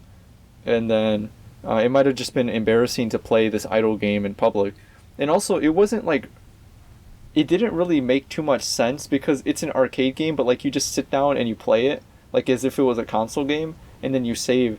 So it kind of, it felt like it wasn't really designed to be an arcade game initially. Like it was kind of shoehorned in to become something like that, but then based on media trends and video game trends later into the 2000s, it made more sense to bring it to home consoles, because like if you start to have arcade games where you can save progress and stuff, eventually you're going to have someone who just hogs the cabinet or something, or like people who just don't want to travel all the way to the arcade to play a game for like an hour, and then just have to sit there for the entire time. It was kind of weird. So the 360 game made the franchise much more accessible, because now anyone could buy a 360 and this game and have fun. Oh, wrong. Jumping ahead a little bit there. But there was also another game released in 2008 also for the Xbox 360 called Idolmaster Live For You. And this one was more of a fan disc, and it was extremely popular with Nico Nico Doga content creators. because the original port to 360, a lot of people saw the high definition characters that they could save footage of to their consoles and stuff, and later record and upload to Nico Nico Doga, do mashup videos and stuff. The problem with that, though, is that with the original Xbox Live port, there was a limited amount of lives you can save, as well, like the replays and stuff, as well as like idols can like have accidents while they're performing, like they trip up and then it makes you like need to restart the performance to record it and hope no one messes up or whatever. But the Live For You doesn't do that, and it also had an interesting feature. Like it was like either an Easter egg or a bug, but it seemed to be intentional. But you can make the background of the stage all one color, which essentially made it a game you could green screen. So people just went nuts with this on Nico Nico Doga. Because it was easier to get concert footage as well. And there was no restrictions on the amount of replays you saved as well, if I remember correctly. And it just had more concert customizations, costume options, stuff like that. And it had a different type of rhythm game mechanic that instead of being like the idol, you were like the fan. Might need to look at footage for that, but it's a little bit different. It kind of looks like Taiko no Tatsujin, where like the notes are floating across screen and you press them. Later in 2009, both games were collected into one that was just called Idolmaster Twins. So both 360 games could be purchased in a single pack. But I think they're fairly inexpensive if you just purchase them individually. So now we're moving on away from the mainline games and into some of the spin-offs. So the first game that was a spin-off title was Happening Location, and it was the first Idolmaster mobile app released in July of 2005, which is around the same time the arcade game was released as well. Though this game featured a monthly subscription fee, it was like 300 yen to use the game, and it was described as, quote, Sugoroko adventure game, but it was essentially like just a board game with visual novel story segments in between as well. And there was like virtual dice rolls that the player can press that would determine how many spaces on the virtual game board that you moved. Depending on where you landed, would determine which location you're at. Because the scenario for this game was like a travel variety television show where you visit different parts about Japan and like you're doing scouting and talking about different tourist attractions at each location. And the idol would report back like as if they were the hostess of the show. And then earning points in this game would also give you benefits in the arcade game, which is why a lot of people signed up for it. And there was like different characters had different locations. Just a few. Amami Haruka, the character right here, she would travel to Kyoto, and then like Kisaragi Chihaya would travel to Okayama, so on and so forth. There's not too much footage of this one, and it did end service. I don't have a date when it ended service, but it didn't last forever, and it was only for like mobile flip phones and stuff. Next up is Idolmaster SP, which was a video game developed for the PlayStation Portable, released February 2009. It's 3 different versions. You can see them here. Each version had different idols or units depending on the game, different endings, stuff like that. The games were Perfect Sun, Missing Moon, and Wandering Star. So I guess just depending on whichever idols you were interested in, you could pick these games. I also want to mention too, these games do have English fan translations. So if you're looking for a place to jump in, this wouldn't be a bad spot because PSP emulation is pretty good these days. These have English patches, and I think the games are fairly accessible. So the games center around a different production talent agency here, and it sort of like reintroduces some of the characters. It's working for a different studio, notably Hoshi Miki, who seems to have left Namco Pro and is now working somewhere else. It also introduces Gahana Hibiki and Shijo Takane for the first time as part of like the original cast right here. And they also have different multiplayer modes as well, where three players can like link up their systems and play it and audition at the same time. As well as if you got all 3 games and you got the true end for each game, you get a special ending, like a secret ending. And I think you can watch footage of that on YouTube as well if you're interested. Next up is 2 different mobile applications. They're just called Idolmaster Mobile and then Idolmaster Mobile I. I mean, mobile was somewhat of a successor to Happening Location, but it's more of like a program and not so much a game. And it was introduced at the end of the First Vision era. So it has most of like the original character designs and logo and stuff. And it was primarily used as an application for in-game tasks. For example, like it was distributing QR codes that can be used in the game Dearly Stars. And you could like check different rankings and stuff, and check your in-game emails, get limited time goods, stuff like that. And then in 2010, it started to introduce this thing called the Area game, which we'll expand a little bit further later on. But the Area game was a major site update to mobile that started to use the phone's location service to allow players to literally travel to different places of the country to get like different events and stuff unlocked. And many of these locations had exclusive like content and stuff. So for example, this was pretty popular with concerts. So if you attend a concert venue for Idolmaster, there might be an exclusive like phone ringtone or wallpaper or in-game item you can get for that. Eventually mobile was discontinued in 2012 and replaced by Mobile I, which is over here. I'm pretty sure they called it Mobile I just because it was for iPhones. And it was played exclusively using location services, and it was only working in Japan, obviously, because that's where the locations were programmed. And like I said, similar to Area game, this one, like you would literally travel to different places of the country to help the idols gain fans, which was like the main theme. The main theme was promotion, so you would like go to a certain place and then like sort of do like some specific tasks, which were called job offers, to help your idols gain fans that way. And it was a total of 505 areas where you can do this. And eventually Mobile I was discontinued in 2018, but it was an interesting game. I've seen it compared to stuff like Pokemon Go or stuff, but that was much before that. It was one of these early AR games, and it would have been cool if you can use it in other countries, but unfortunately the service ended.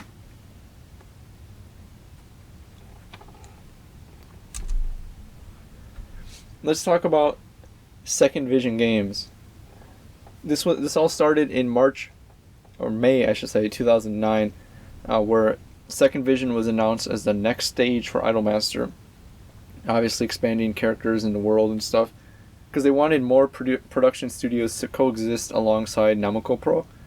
And this is where we start to see a lot of new characters, new branches in a number of games. So previously where it was mainly focused on just the original girls, now we're going to see a number of the other branches get dedicated games, some of which I've briefly touched on already. The first game is Dearly Stars, and it was the first game released for the Second Vision initiative in September 2009 for the Nintendo DS. And I'm just going to mention it now because I think it's kind of interesting.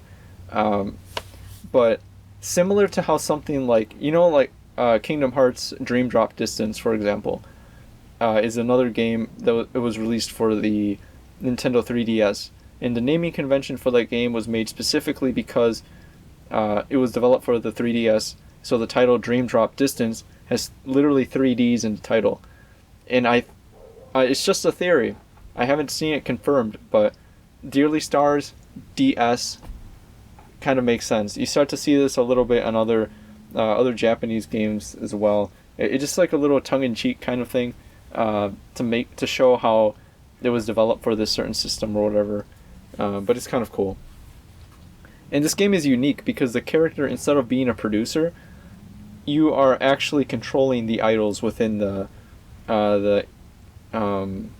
production studio. This one is at 876 Pro, which is I think it's pronounced Ban Namuko. Ban Namu Pro. Um, and the idols are Hidaka Ai, Mizutani Eri, and Azuki Ryo. Azuki Ryo is interesting because he's a cross-dressing male character, and it was the first male character to be like an idol within the franchise. This was suggested by the game's producer Kujioka Toshiko, and Ryo is also interesting too because he's like literally in every media franchise within Idolmaster. Like after this, like you will see him in Cinderella Girls, see him in the 2011 anime, see him in a number of other properties. He's just like everywhere, dude. And Ryo is also the cousin of Akizuki Ritsuko from Namco Pro. Another interesting thing is that Hanazawa Kana or Hanakana is the seiyuu for one of the idols in this game, Mizutani Eri. But this game is mostly like a lot of mini games, mainly because the DS was a portable console. So the developers didn't want to make like a super story-heavy video game that you had to like sit down and play for 3 hours or something. It was mainly for people who might play it on the train or something. It follows a similar idol raising formula to the arcade game, and it also features online services using Nintendo's Wi-Fi connection. And there was like a cheer mode where like 16 players could connect and cheer along performances and stuff. I don't think it had any like actual tangible benefit, but it was cool that you could do that and like involve your friends. If you had 16 other friends who played Idolmaster, I'm not sure if that's even been tested officially.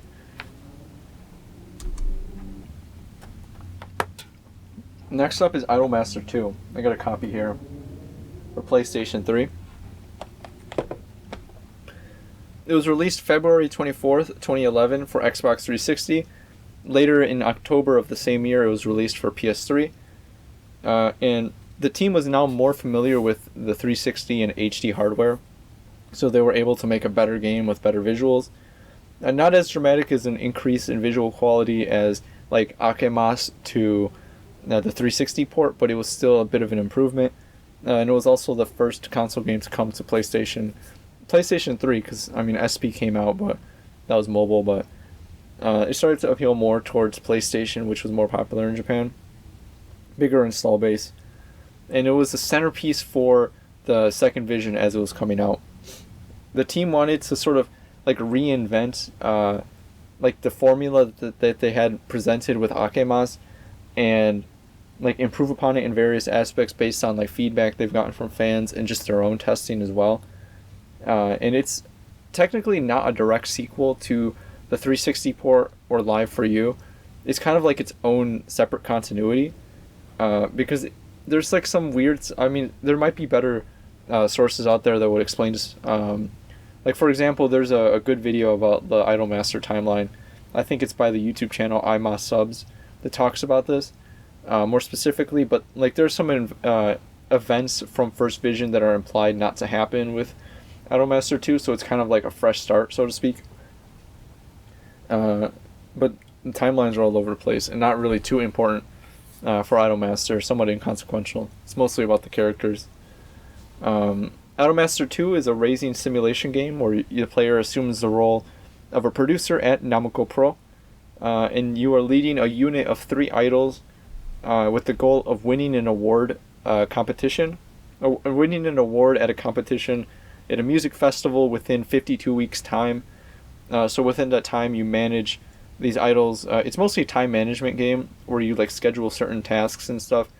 Various mini games, various like, for example, you might schedule them to have like singing training or dance training, and you play like a little button mashing mini game, or like you time button prompts and stuff. And it's like I said, it's mostly about scheduling. You do remember to schedule rest days because idols can get fatigued. And within the game, you compete against other idol units such as Namco Pro's Ryugu Komachi and Kuroi Pro's all-male Jupiter unit. Now, Ryugu Komachi is Idolmaster unit that's pretty popular, and it was comprised of Minase Iori, Futamiyami, and Miura Azusa, and is produced by Akizuki Ritsuko.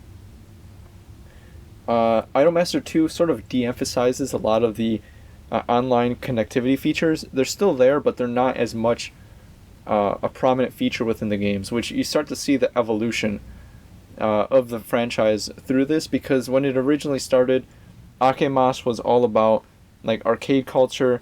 It was about like saving your progress, and it was about like stat crunching and competing against other players online, raising these idols with the intention of competition.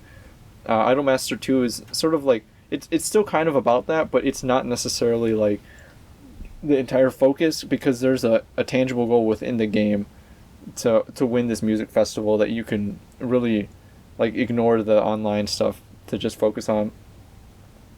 Producer Ishihara Akihiro basically explained like he didn't want to alienate offline players, because they did conduct a survey, and a lot of people preferred talking to the idols as opposed to like doing the online connectivity feature stuff. So they emphasized the story bits more in this game. So it also highlights the shifting priorities of the franchise, as Idolmaster shifted from an arcade game where the story segments were kind of there but not really the focus, because it wasn't really conducive for an arcade environment to like sit down for 2 hours. Whereas now that it's on home consoles, you have more freedom, and you can expect players to be more receptive to the idea of sitting down for long cutscenes and stuff like that.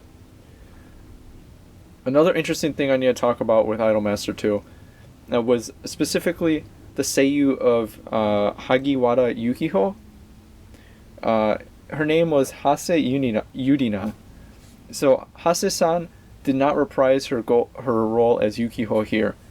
And it was a pretty interesting controversy that you could also read into, but essentially she initially stated the reason why she wasn't in Idolmaster 2 was because it was supposedly interfering, or being involved with Idolmaster was interfering with her other media ambitions, I guess, because Idolmaster is a huge time commitment. But later in 2015, she revealed that she started to receive death threats beginning in 2009, and it would cause her a great deal of anxiety during recording and stuff, and especially during different live performances and special events.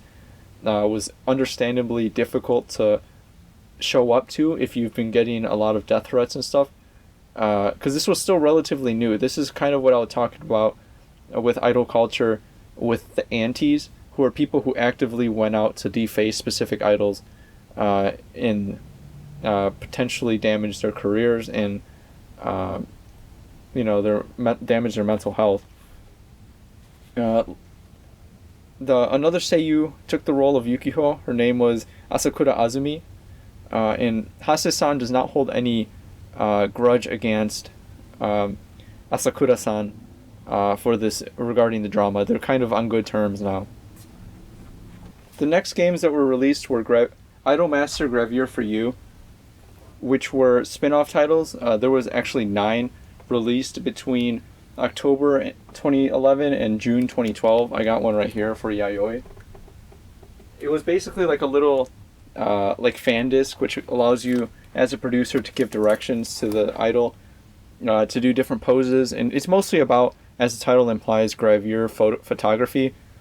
So you can put different costumes on them and have them go to different locations, and you just kind of take pictures. Gravure being sensual but otherwise not lewd photography of typically female models. Later, there was an additional 9 games released for Cinderella Girls characters, but that was a little bit later. Afterwards, there was another title called Idolmaster Shiny Festa, which was released October 2015 for PlayStation Portable, later for the iOS.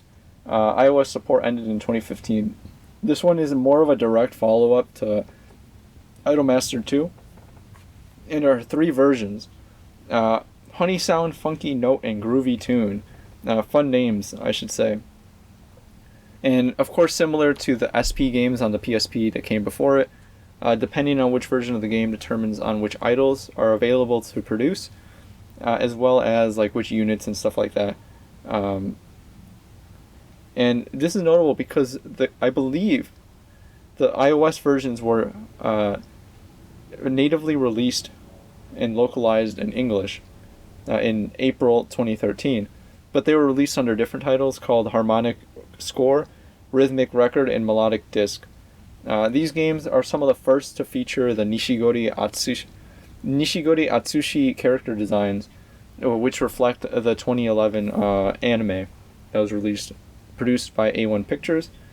The Shiny Festa games also had a special OVA produced by A1 Pictures, which were included on the Blu-ray for the Idolmaster movie, which I'll touch on in a little bit.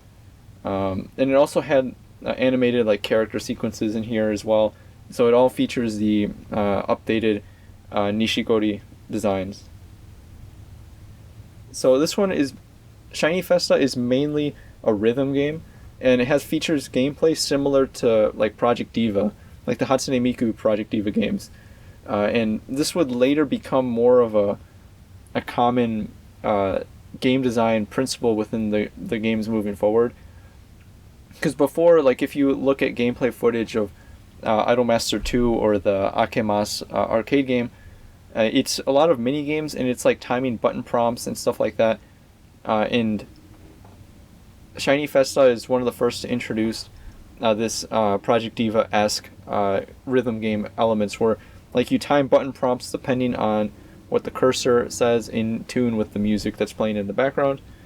And producer Gami P specifically noted he wanted to make a rhythm game because he felt like it was the best way to introduce people to the now wide range of music contained within the Idolmaster franchise. Because in the time since the franchise became much more popular, there's a ton of music. Obviously, the best way to showcase all this new music is through a rhythm game. So that's why they decided there. There was an HD version later released called Shiny TV, and this was available on PS3 in October 2013 via the Idolmaster channel app. However, the iOS version of Shiny Festa as well as the PS3 Shiny TV version were pretty heavily criticized at the time because they featured a lot of like paywalled DLC and stuff, which was not super common at the time, and it was prohibitively expensive to play, at least compared to other mobile games. Like there was a journalist who said he estimated it would cost like $55 to purchase all the content for the iOS game, which was pretty expensive at the time. Nowadays it's like kind of standard, but like it kind of makes sense because the PSP games are probably about the same price, but it just didn't make too much sense to play it on iOS and then have to pay for all that after the fact. So they were criticized for that reason, because otherwise, like the Shiny TV version, it came with like 1 or 2 songs when it originally released, as opposed to like having everything all at once. So some additional releases to cover. There was an Idolmaster slot machine game, or pachinko I should say, called Idolmaster Live in Slot. This was released in July 2012, and it was technically a first vision game because it featured a lot of the original character designs and art style. And it did so because I'm pretty sure there was like this weird like development history or something like that to it, that it was intended to be a newer game, but due to certain assets or whatever, they ended up making it a first vision title. And then there's also another game called Idolmaster Must Songs. The full title is Idolmaster Must Songs presented by Taiko no Tatsujin, which are a series of 2 spin-off games. One of them is called Akabane, and the other one's called Aoban, red version and blue version. The former features music primarily from first vision games, whereas the latter is mostly second vision. It combines Idolmaster songs with Taiko no Tatsujin gameplay, and it was meant to commemorate the the 10th anniversary of Idolmaster and the 15th anniversary of Taiko no Tatsujin at the time, and these were developed for PlayStation Vita and released December 2015 simultaneously. After that, we got Idolmaster 1 for All, which I'm going to try not to knock over my monster and show you. I got a copy on the PS3 here. I really don't want to knock that over, dude. It was released May 15th, 2014 for the PS3, like I said, and this refocuses the story around Namco Pro with 13 of the main idols now producible. Should be indicating here. And the goal for this game was to recapture that comfy feeling that players had with the original Xbox 360 title, just like talking to idols and stuff. And there was a stronger emphasis on the atmosphere and social elements, as well as the 1-year time limit being removed or being generously extended.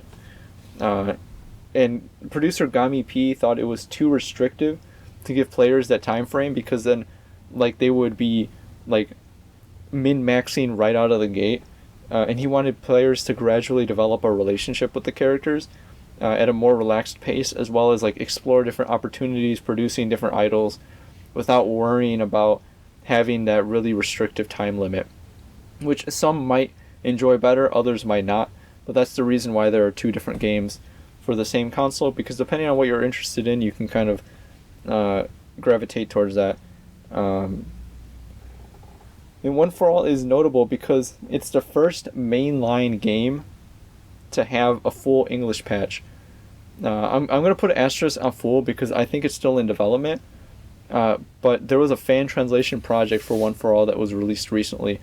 I think some routes are not 100% cleared with the translation, but you can download that, apply it to your PS3 copy, and then play it, and it's really cool.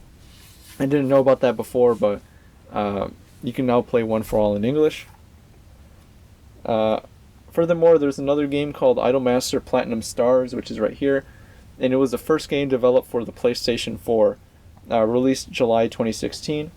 It also got Chinese and Korean versions in September, and it takes place in like a different continuity without much connection to the rest of the entries in the franchise. Like, I'm pretty sure instead of being a talent agency now, it's like a training camp for idols, and it's sort of different, but it features the same characters with similar personalities. However, despite this, Idolmaster Platinum Stars is not really too well regarded among the fan base, because it's an inferior game compared to previous entries, and then it's later reiterated upon and improved with like the subsequent releases. So because it's mainly lacking story content, and there's an excessive amount of DLC, and then it has like RNG gacha mechanics despite being a console game, which turned a lot of people off from it.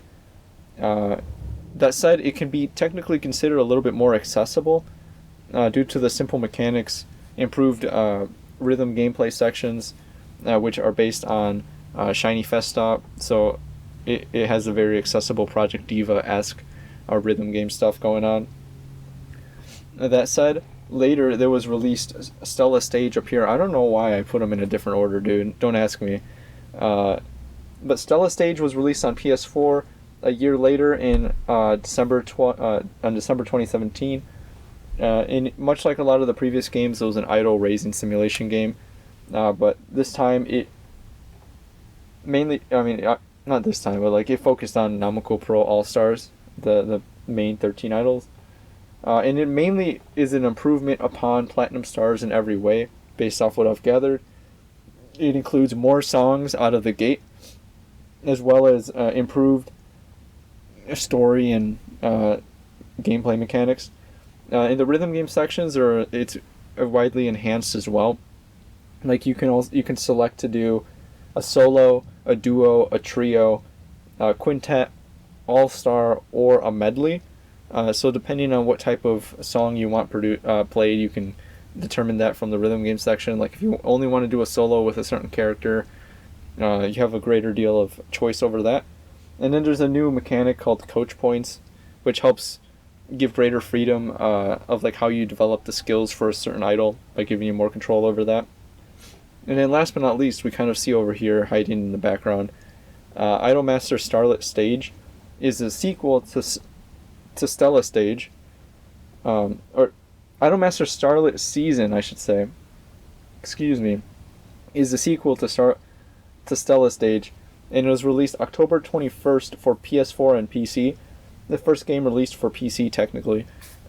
Starlight Stage. See, a lot of complication. Starlight Stage, which is the Cinderella Girls mobile application, technically has a native PC port, but this is like the first mainline game to receive a PC port. Unfortunately, it's region locked to Japan, but if you have a Japanese Steam account, you could play it there. And it features a large cast of idols across all the branches for the game, because it was like a huge franchise crossover game.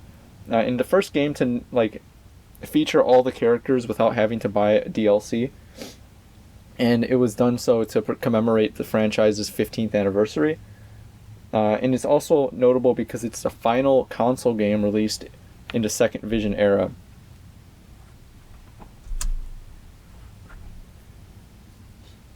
So now we're going to talk about furthering the vision of Idolmaster, which is going to entail talking about the various games that were introduced in Second Vision outside of what I've already talked about. Because those were, while a few of them were in Second Vision, these are more so like a different direction for the series, primarily mobile games.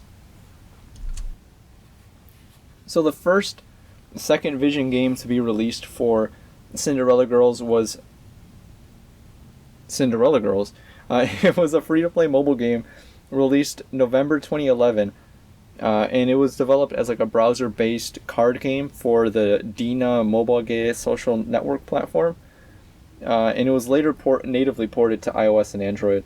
And then in 2015, SideM released Idolmaster Cinderella Girls Starlight Stage, with the original mobage release slowly reaching end of life, and then Starlight Stage took over as like the main title to represent the Cinderella Girls branch. And the latter continues to receive content updates today and remains incredibly popular. So the premise of Cinderella Girls, like I mentioned before in an earlier section, the player assumes the role of producer at 346 Pro, raising idols part of the Cinderella Project. Cinderella Project is the goal of raising a girl to be the Cinderella Girl, as the title implies, which is similar to becoming a top idol in like the First Vision era. And it's sort of like this ideal to work for, with frequent allusions to the fairy tale, like the Cinderella fairy tale proper, with lots of imagery for like castles and glass slippers, glass shoes.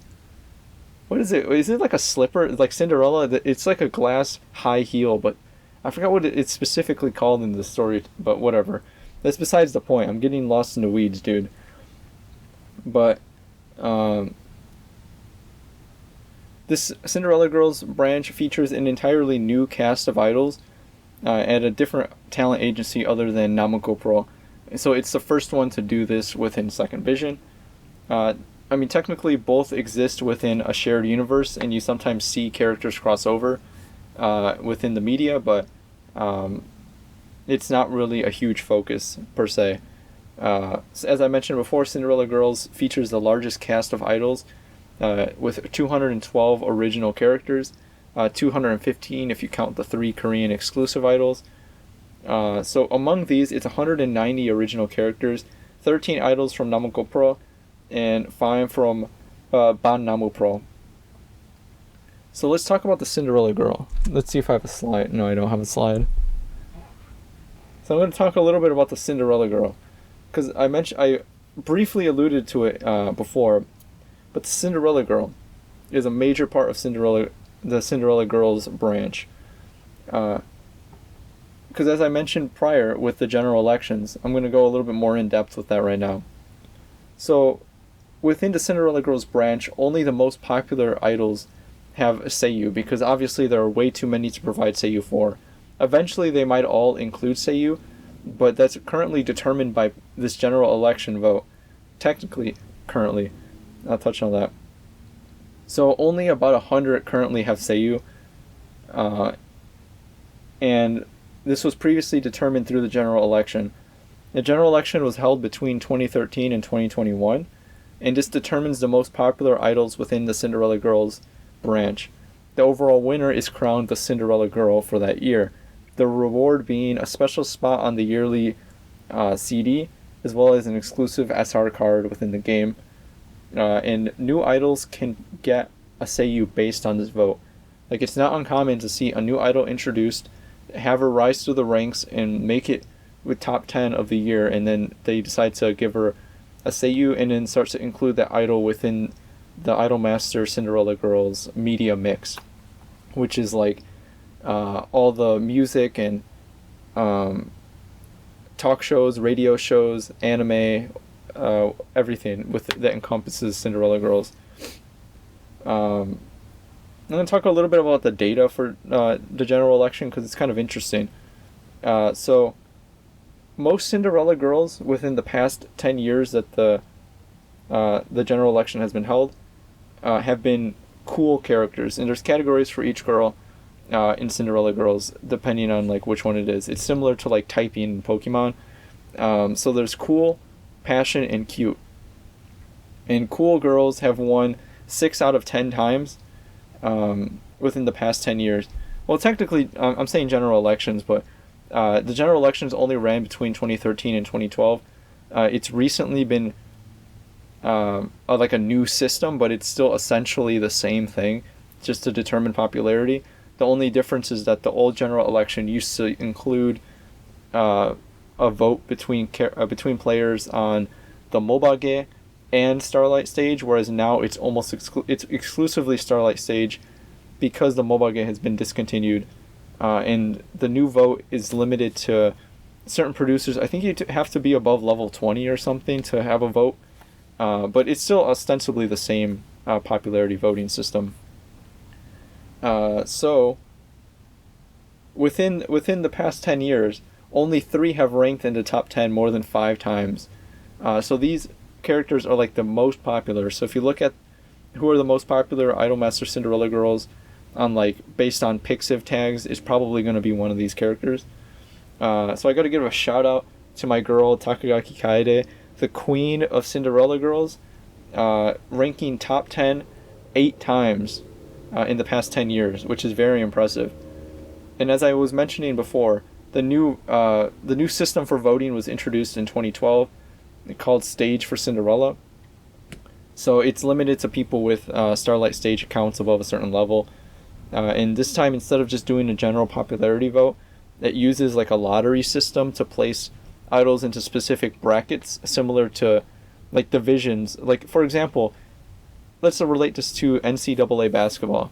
So like depending on which division you're in, you might be in a different bracket, but eventually everybody comes together to face in the end. So it kind of uses like a seeding system, if I remember correctly.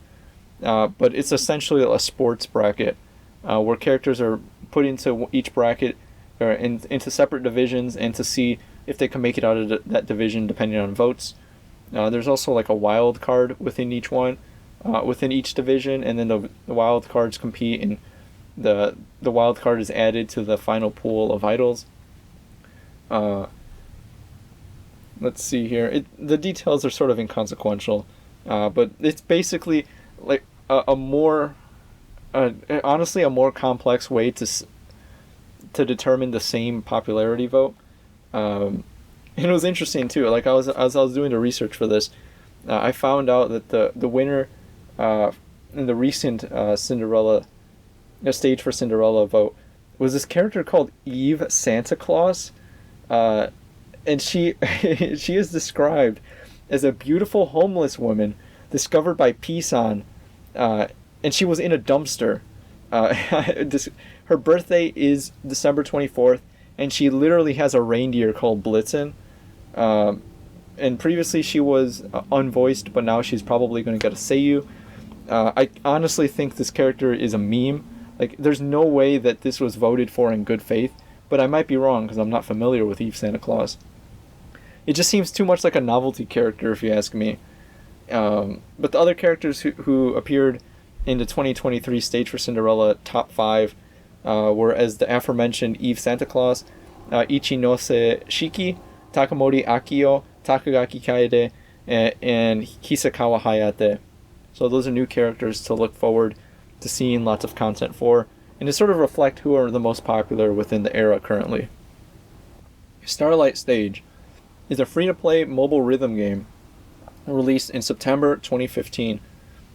As I was mentioning before regarding Starlight Stage, Starlight Stage, Starlight Stage, or Starlight Season, I'm getting all mixed up now.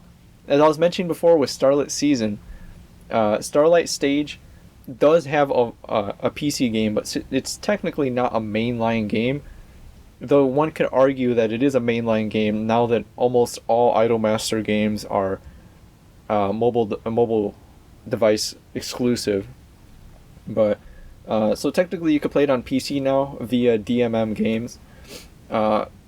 Just speaking from experience, Starlight Stage is a really impressive mobile game, and it features very high quality 3D stage performances. And the team targeted 30 frames per second, and it typically hits that, which is really impressive. And they wanted to focus primarily on faithfully recreating Cinderella Girl idols as 3D models. Because prior in the original Cinderella Girls mobile game, it was a lot of 2D, or what is it called, like live 2D or something like that, where there's 2D idols and they're sort of like flash animated to move, like their heads or in blink and stuff, but they weren't true 3D character models. Whereas now in Starlight Stage, there are technically 2D character segments during the visual novel stuff, but during the performances they're rendered in 3 dimensions. And the goal supposedly was to make them as close to PS3 quality as possible, and they get pretty close. You can kind of see the rough edges around it, but when it's all said and done, it's very impressive that this is running on a mobile game, especially when you get like a 3D dance sequence playing while you're hitting the notes during the rhythm game section. It's pretty cool. So, and also like special songs within this game feature animated music videos that you frequently see uploaded onto YouTube and stuff, and Nico Nico Doga. And these are like technically and artistically impressive. And this is one of the reasons why I'm into Cinderella Girls specifically, is because of these 3D animated music videos that are like really cool.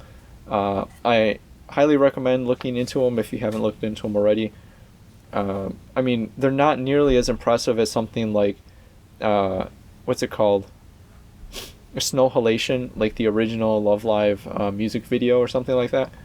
But these are almost entirely done in engine, so it kind of makes it a little bit more impressive. Not to mention it's rendered on a mobile phone, so as you can see, like this is the only one of the few mobile games that I've gone out of my way to play. I'm not very invested in it, and I like play very occasionally, not really knowing what I'm doing. But I like the rhythm gameplay, and I like the characters, and the gacha mechanics aren't too bad if you don't really mess with them too much. But I'm generally adverse to gacha gameplay, hence why I don't delve too much, at least into the modern games. Within Starlight Stage, there are 2 major gameplay sections. First are the visual novel story sections, referred to as like the communication sections or commus, and the rhythm game sections, which are similar to Shiny Festa on PSP, where you just time button prompts as they come down on screen, as you can see here. So like 2 notes, and you just press the buttons or tap the screen. Characters are unlocked through this aforementioned story progression, or the randomized gacha draws that the player will pick. And sometimes, depending on the commu, there might be a special song to play at the end, which will help progress the story. And then as well, within Starlight Stage, the player has an office, like an office space, and you can kind of like customize it as you see fit to purchase decor and stuff. And then you can kind of like interact with the idols as they go in and out of your office, which is kind of cool. But Cinderella Girls overall, the games and branch are both wildly successful. The game had like 4 million downloads the first week of release, and then 10 million by the end of the year. And within Cinderella Girls, there was an image song called Starlight Master 3 Hi-Fi Days, and it was the first single in the franchise to make it onto the Oricon charts, the Oricon weekly singles charts. And it was the first like Annie song, technically Annie song, but like otaku oriented song to specifically tied with like an otaku media franchise to break onto the Oricon weekly singles charts. The last one prior to this was in 2010, which was the K-On music CD or K-On single Go Go Maniac. Let's talk briefly about 3.0 Vision games. There's not a whole lot to cover here, but I'm going to give a looking forward, so to speak, of like what to expect and what we know so far. So the first game is Idolmaster Tours, which is currently being developed. It's had playtest. It's been playtested already and location tested. You can watch footage of it on YouTube. And there's like here's the cabinet over here. It features a different cabinet. It looks similar to like Beatmania, I think is what the game is, with like sliders and buttons and stuff. At least based off how it's arranged. But it's the first mainline arcade game within the franchise since the original Akemase released in 2005. And Tours also features characters from both Namco Pro, Cinderella Girls, Million Live, SideM, and Shiny Colors, and is set to release in 2005. So it's this huge crossover event, and I'm going to be in Japan in very early 2014, and I'm going to be looking for it, because it might already be out by the time I visit. The next game for 3.0 Vision is Shiny Colors SongforPrism, and it's stylized as one word right there, which is kind of interesting, but get used to the naming conventions in this franchise, because it will be sure to be at the very least interesting. So SongforPrism is tentatively set to release January 19th, 2024, so look forward to that. At least based off iTunes tentative release dates.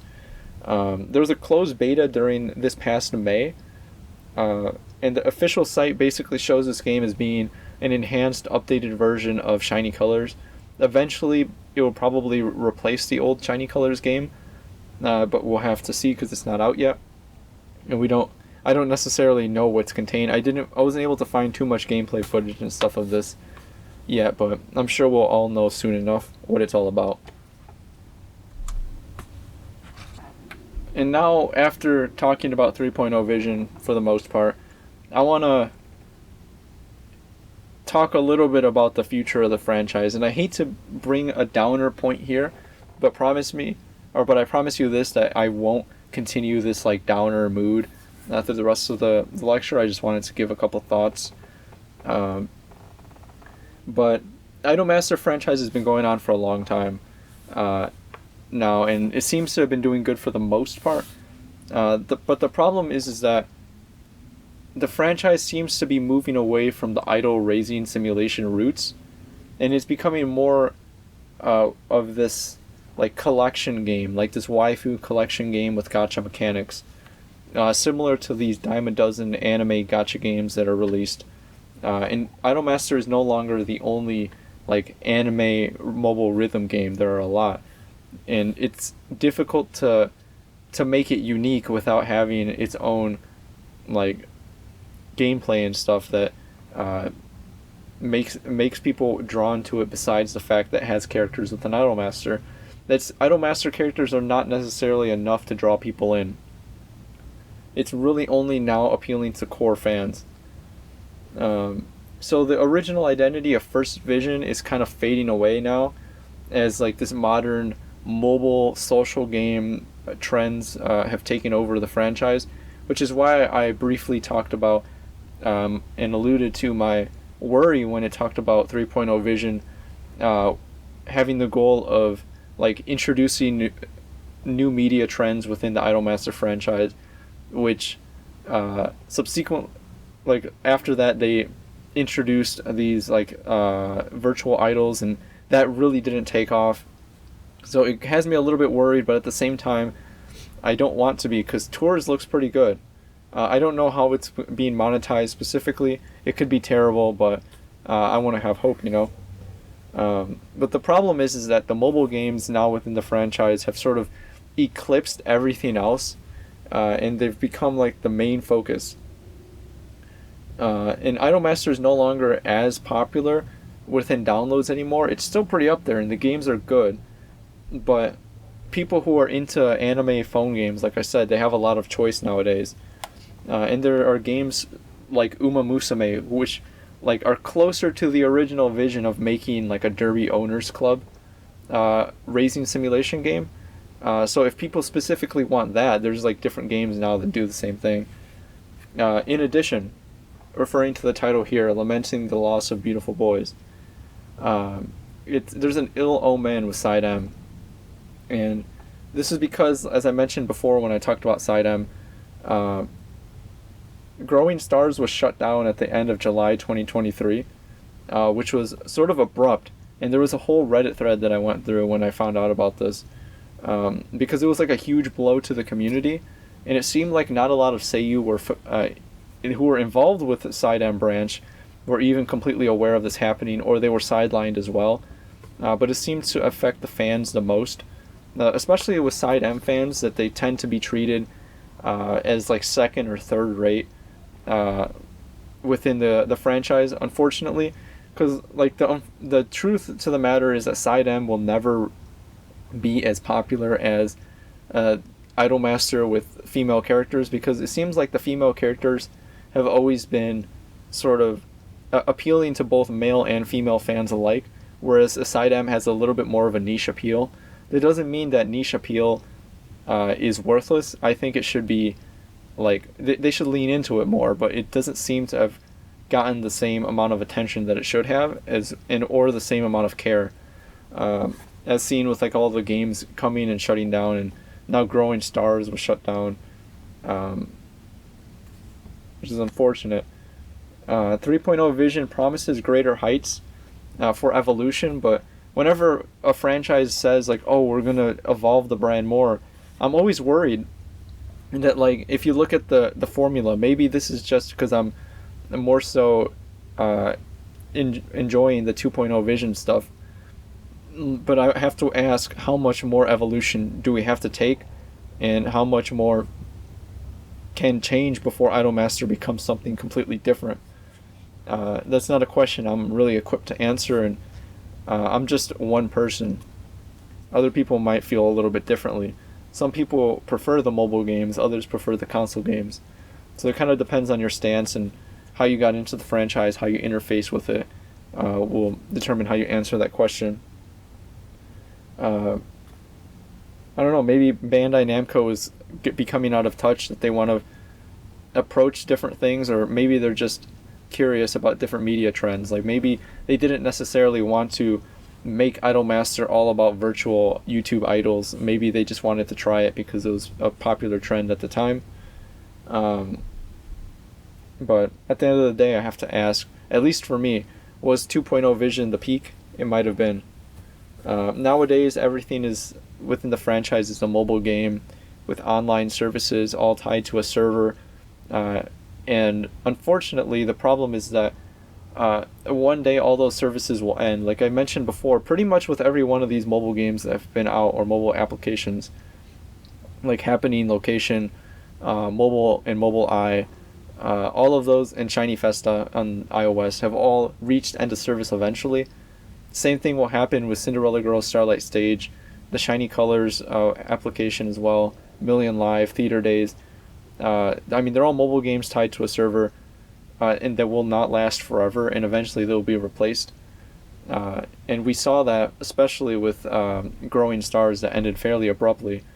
And the problem is that, like a lot of in the new era, as they move forward and to quote unquote capitalize on new media trends, it's sort of losing that bit of tangibility that the franchise used to have with the home console games.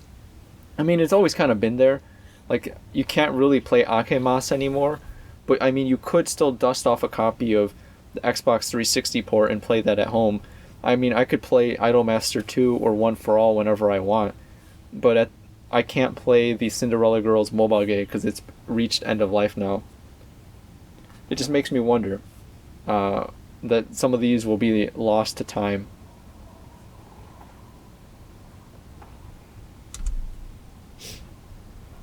So I just wanted to show just a little meme here. This was from the Idolmaster. I think it was the Cinderella Girls subreddit. But over here, this guy right here, he's like, I strive hard and pour countless hours of work to watch the girls I produce become famous idols so they can achieve their lifelong dreams. And it shows screenshots from the original games. And then over here we got the this little guy over here saying, I couldn't get my waifu.png, referring to the gacha mechanics with a tongue-in-cheek sort of skew.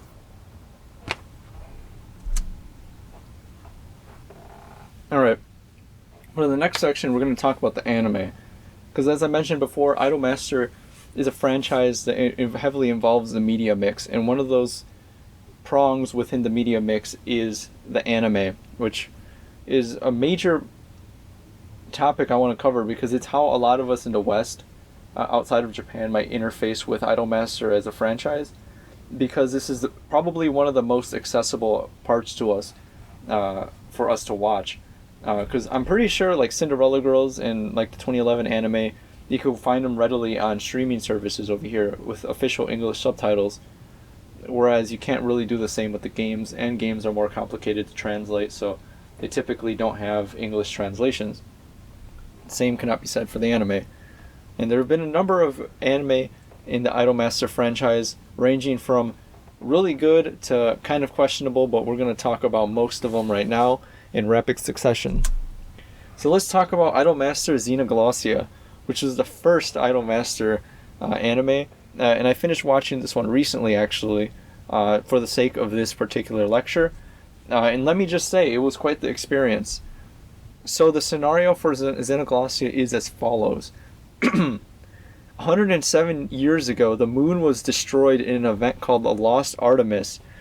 Fragments of the moon came crashing down, killing a quarter of the population.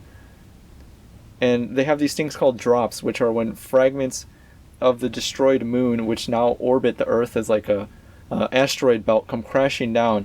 And if they don't catch them, it will crash down to the surface and potentially kill thousands of people. So this world is screwed, man. It's pretty insane. Like, I was reading the myanimelist.net synopsis for this, and I'm like, dude, holy crap, this goes off the rails immediately, and the anime only takes it further. So within Xenoglossia, there are these things called idols, which stands for Immortal Defender of Legati.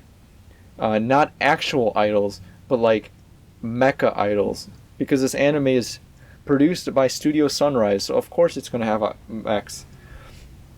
And then the pilots of these idols are called idol masters, as if they are masters of the idols that they pilot.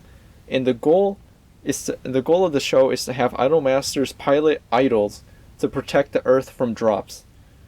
And the funny thing is that other countries within the world of Xenoglossia, they just use missiles to destroy the drops. And it's never shown as being any less effective than a robot, but for some reason Japan insists on having these mechs piloted by exclusively young girls destroy these dangerous space debris crashing to the Earth. But, you know, it's anime, of course. So Xenoglossia is a 26 episode series, as I said before, produced by Studio Sunrise, which has fairly high production quality, not the best thing Sunrise has done, to say the least. And it's a spin-off to Idolmaster, obviously, because it features characters reimagined as mech pilots. And I believe it features the majority of the original cast, but each of them has a different role within the series. They're not all idol masters. Some of them, like Azusa, are like a commander within one of the military organizations within the show. And I think of Xenoglossia after the fact as being for example, in the movie Kagayaki no Mukoe, which was the movie for the 2011 series. In that movie, within the Idolmaster movie, there was a fictional movie that the characters at Namco Pro were making. That it was like this crazy sci-fi action movie that all the characters were a part of, with like all the idols were involved in as actresses. And I think of Xenoglossia as being pretty similar. Like, this obviously wasn't the intent. It was just complete mishandling of the franchise, and they decided to do something different. Not necessarily bad, but not necessarily good. But I think of it like, for example, like Haruka. This is Haruka as an actress within this this story happening around her, and it's all like this like a fictional movie within a movie kind of deal. And it's also interesting because it features different seiyuu than the rest of the franchise, with a few exceptions. Like, I'm pretty sure Minase Iori is also voiced by Kugimiya Rie in this entry, as well as like the other First Vision titles. But for example, Amami Haruka has a different seiyuu, meaning that there's different versions of Idolmaster songs now with the new seiyuu here. Also interesting that it features the original character designs based on Kuboka Toshiyuki from like the arcade game, so as opposed to the 2011 anime, which uses the new designs. The reason Xenoglossia happened is sort of made clear through various interviews and stuff that was made that people were made aware of after the fact, because Sunrise was allegedly given a lot of creative freedom over this, with very little supervision over from Bandai Namco. Since the Idolmaster, like the Project Idolmaster team, they were involved and busy with other projects at the time, so they kind of gave this to Sunrise and said, here's the franchise. They probably told them, you got to include this, this, and this. And then they're like, okay, and Sunrise decided to run with it. The director of this anime was this dude, Nagai Tatsuyuki, and he claims to have not known very much at all about Idolmaster prior to being handed this project. So either he neglected doing research, or he decided to approach the franchise and leverage his lack of familiarity to make something interesting, something unique, I should say. It was initially not well received by fans, but after the fact, it has gained a different type of appreciation, and I can kind of see what that is after watching it. Like, it's like I said, it's kind of like watching these characters as completely different people, but like it kind of makes me sleep better at night if I see them as like actresses in the role of a movie, as opposed to like literally the characters of Namco Pro in this world. So it's kind of interesting that way if you think about it.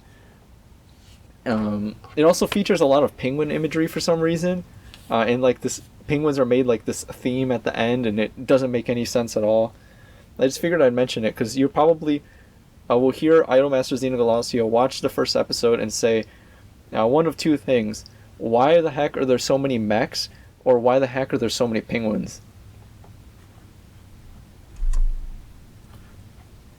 And this was the movie, fictional movie I was talking about within the 2011 anime, Kagayaki no Mukoe. They're like a fictional movie poster for that, and that's kind of how I think of Xenoglossia, kind of being its own thing. Idolmaster 2011 is one of my favorite anime. So I'm going to show a little bit of bias here, but it's an anime that is very faithful to the brand, as opposed to Xenoglossia, which tried to do its own thing and be a spin-off. This one is more of a straight adaptation of Idolmaster 2, sort of.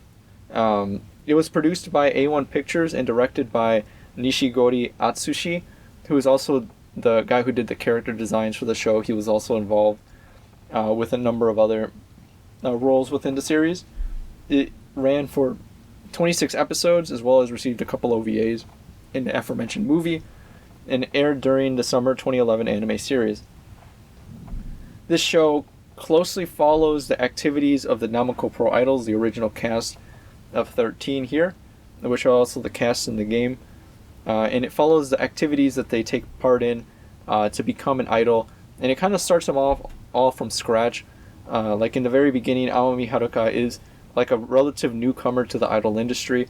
And it follows their growth across their careers as they start from someone with no fans to eventually performing on stage in a very large venue, which is really cool to see that growth. One of my favorite parts about Idolmaster 2011 is that you get to see like a lot of different aspects about idol culture that you don't really see talked about frequently with like in the West. Like I mentioned before, a lot of people think of idols as these singing, dancing girls, but that's not the whole story. The reason we think that is because that's what we see on YouTube and stuff. But the truth of the matter is that like these are like multimedia stars, and they're involved with a number of other projects, and we get to see that in interesting effects in the 2011 series. For example, like Hibiki will be given the opportunity to host a show about animals because she is someone who cares deeply about animals, and we get to see how her first job being a host goes and how it goes really terribly and stuff. And it's probably one of the strengths of this show is that we get to see like amateur idols grow, but also the structure of the show is fairly episodic, which helps flesh out the cast because it's more of a slice of life anime than an idol anime. Because most people probably will think of idol anime like Love Live, where it's just characters who literally only care about singing and dancing, and each episode is like topped off with like a music video at the end with the characters dancing. Idolmaster 2011 is not really all that. It has a little bit more to it. Like we get to see a fairly episodic structure. Not every episode is like about the performance. It's more about characterizing the characters at Namco Pro and allowing their personalities to develop, which, like I mentioned before, is one of the strongest aspects of First Vision Idolmaster. And it really helps introduce new fans to the series. Like if you're interested in Idolmaster, specifically the First Vision, you probably should watch the 2011 anime, since it will give you a fairly good idea of who these characters are and their personalities, and it introduces them in an episodic way that you're not overwhelmed with information initially. Like the first episode might be somewhat overwhelming because it shows like all the characters are named and stuff and it has like name cards, but as the show progresses, there will be an episode dedicated to one character or another character, and we kind of get to see them as their own people, and it really helps like the audience like connect with these people in a fairly straightforward way. And it's I don't know, man, it's really comfy. It's a good anime. I really like the characters in this show, and it's just really lovingly crafted, and all the dance sequences are hand animated in 2D, and it has some of the most impressive hand animated 2D dance sequences of all anime.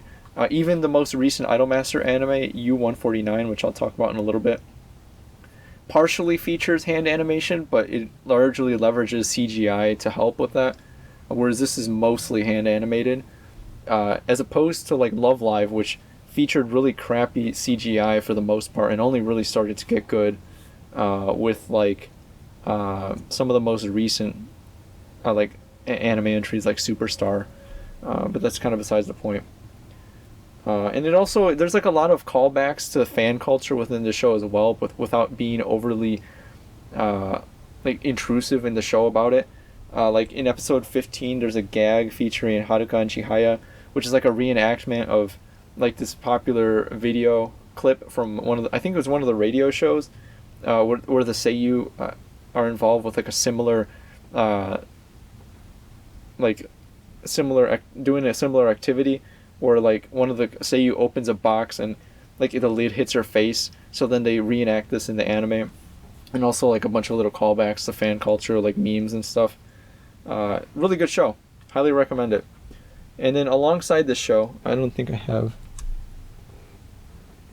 have a slide for it, but there was a follow-up movie released in 2014 called The Idolmaster Movie, Kageyaki no Muko e. And it was a follow-up to the 2011 series. And it was originally planned as an OVA, but the production kind of spiraled out of control and became something much larger. Eventually became a movie.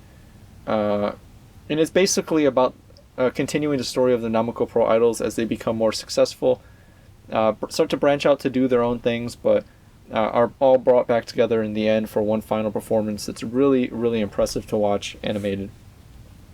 It includes a couple of new songs, all performed by Namco Pro All-Stars, the new seiyuu for these, which I should mention are different from the original seiyuu for the first Vision games. So like the seiyuu in Idolmaster 2 on the PlayStation 3 have a different seiyuu than the Idolmaster characters featured in the 2011 anime. So a lot of the songs were re-recorded for the anime featuring the new seiyuu. And there's also a couple of cameo appearances from some of the Million Live Girls and as well as Cinderella Girls characters. There's like a list of references you can check online for that as well.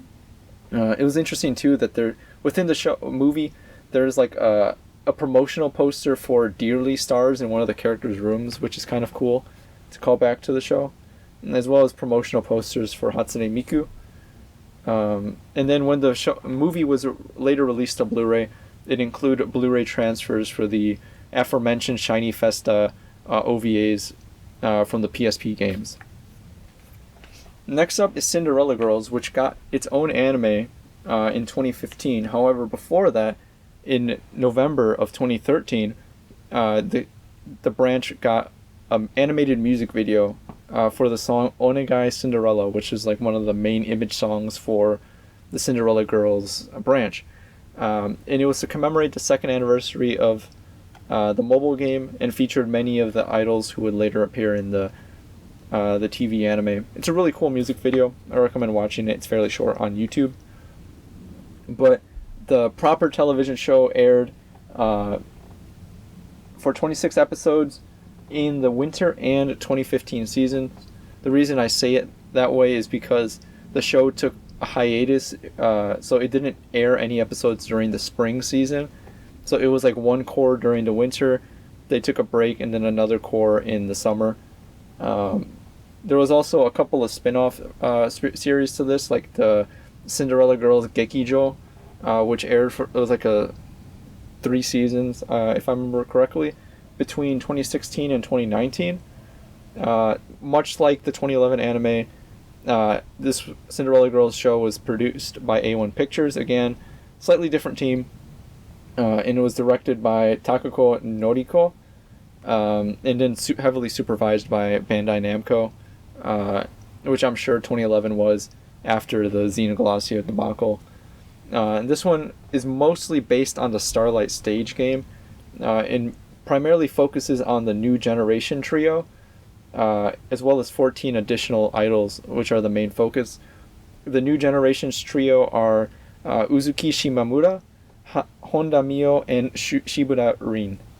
And there are also a number of other Easter eggs, because like there's, like calling back to the Cinderella Girls franchise, as well as a number of other characters who like make very brief appearances. Fans have gone online to sort of track like very one-off appearances from like minor characters from the Cinderella Girls games and say, hey, look, that's my favorite idol right here for one frame in episode 10, for example.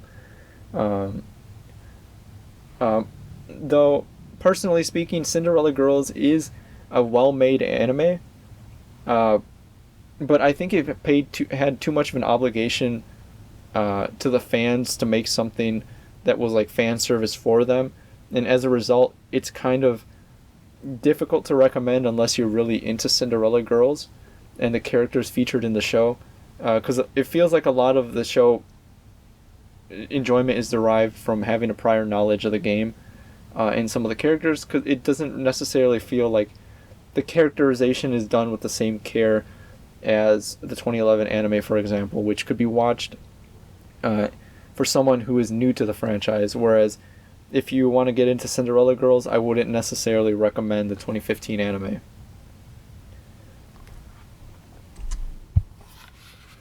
A spin-off to Cinderella Girls was released this year in 2023 called The Idolmaster Cinderella Girls U149. This anime is pure Kino, by the way. This was a 12-episode TV anime produced by Cygames Pictures. Cygames obviously being the developers of the original game, Starlight Stage. U149 is based off a spin-off manga by the same name, and it was directed by Okamoto Manabu, and he's a previous staff member who worked on storyboards, as well as some of like the ending and or opening credits. I don't remember specifically which one of the original 2015 Cinderella Girls anime project. So he's has some prior experience with the franchise, which is why I think the U149 adaptation was so good. So this anime focuses on an amateur producer at in charge of a new U149 division, and it highlights all like the troubles and successes that he encounters as a result of that. And the cast of idols is all from the mainline Cinderella Girls branch.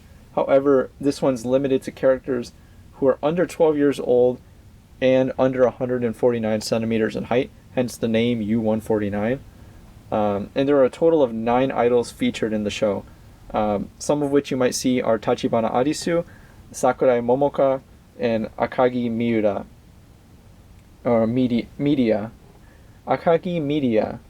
And there's also a number of other Cinderella Girls characters not under 49 centimeters and over the age of 12 who make appearances in the show as small cameo appearances, or have voiced lines, which is cool.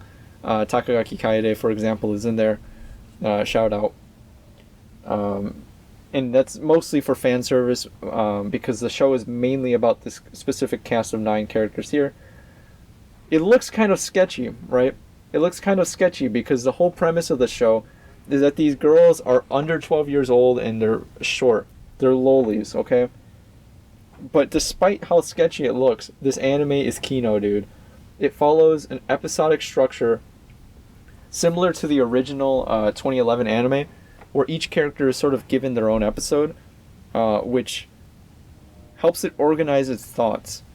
So, for example, we might get an episode specifically for Sakurai Momoka, and we get to see and learn about her character in such a way that like that episode that week is dedicated only to her, and after that fact we get a really good understanding of what this character is all about.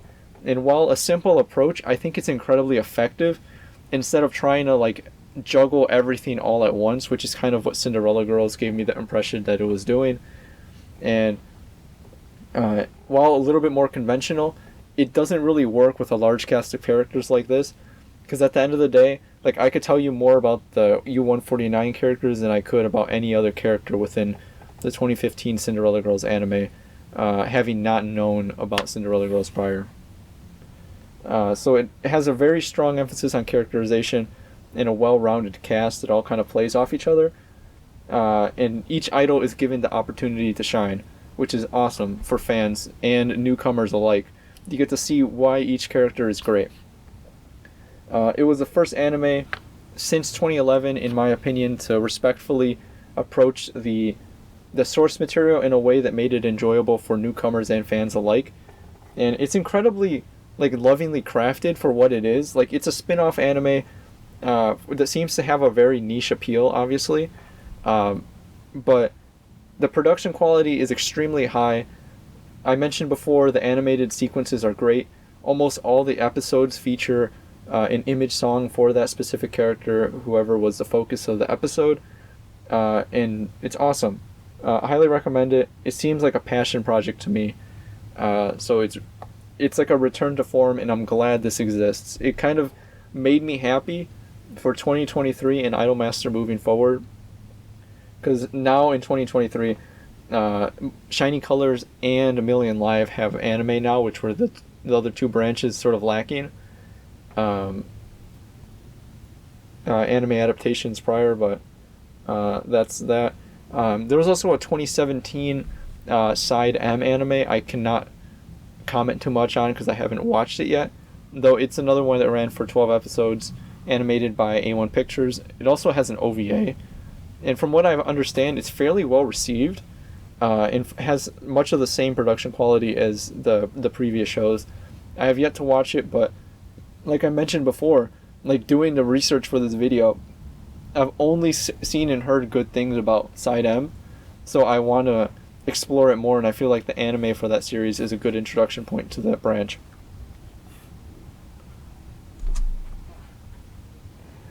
And like I was mentioning before, Shiny Colors and Million Live now have anime released.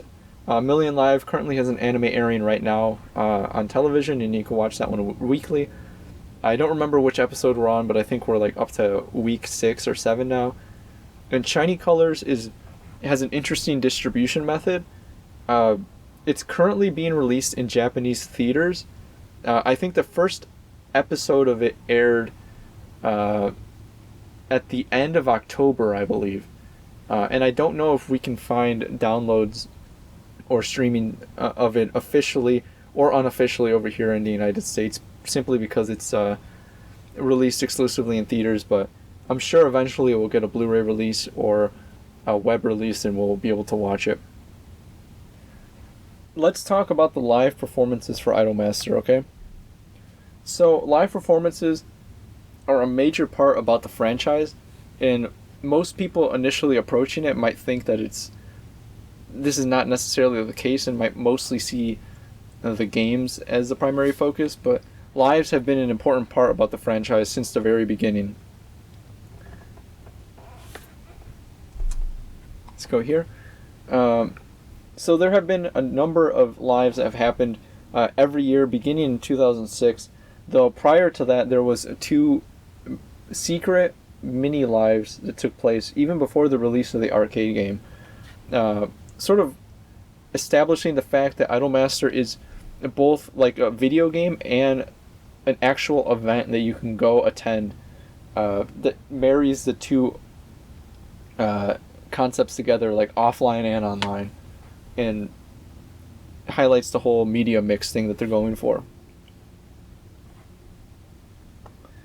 So I don't have a slide for this one, but the first mini live was held in Tokyo Anime Expo on January 17th, 2004, and it was a mini concert. And it was the first public appearance for the franchise. The seiyuu who made appearances were Nakamura Eriko, who voices Haruka, and Imai Asami, who voices Chihaya, and they performed 3 songs and 2 talk segments. And they used the arcade game's pre-release track list for this, so we got to see, or fans who were there in attendance were able to hear music from the game that had yet to be released. So Nakamura-san performed Taiyo no Jerashi, Imai performed Aoi Tori, and then both sang the Idolmaster image song at the end. And then after the performance, Shimoda Asami, who voices Ami and Mami, gave an interview about her work on the series. So it was both a performance, an advertisement, and sort of like an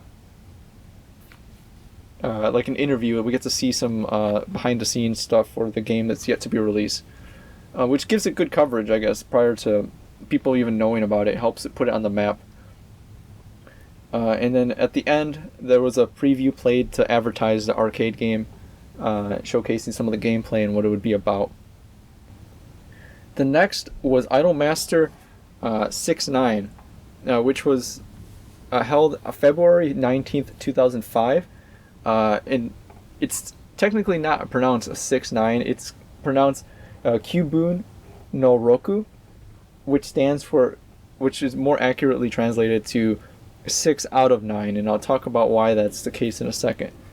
This was held in Makuhari Messe during Amusement Expo 2005, and it was an unveiling event for Akemasu, the arcade game. And there was also a limited beta cabinets with the limited beta available to play, but it was missing a lot of features that the final game would include.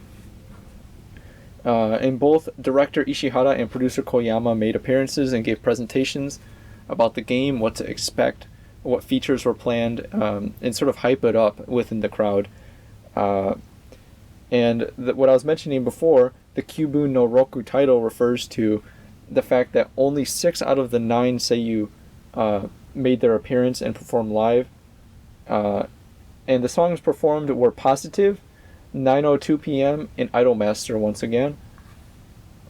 And then as well as performed songs, the seiyuu answered questions regarding their roles in the game. And the responses were cataloged as well. I will include a link down in the description, as well as a bunch of other links for sources. There's like a Japanese blog site that detailed this event extensively. Unfortunately, all I could find were pictures, no footage, possibly a limitation given to people in attendance not to record video.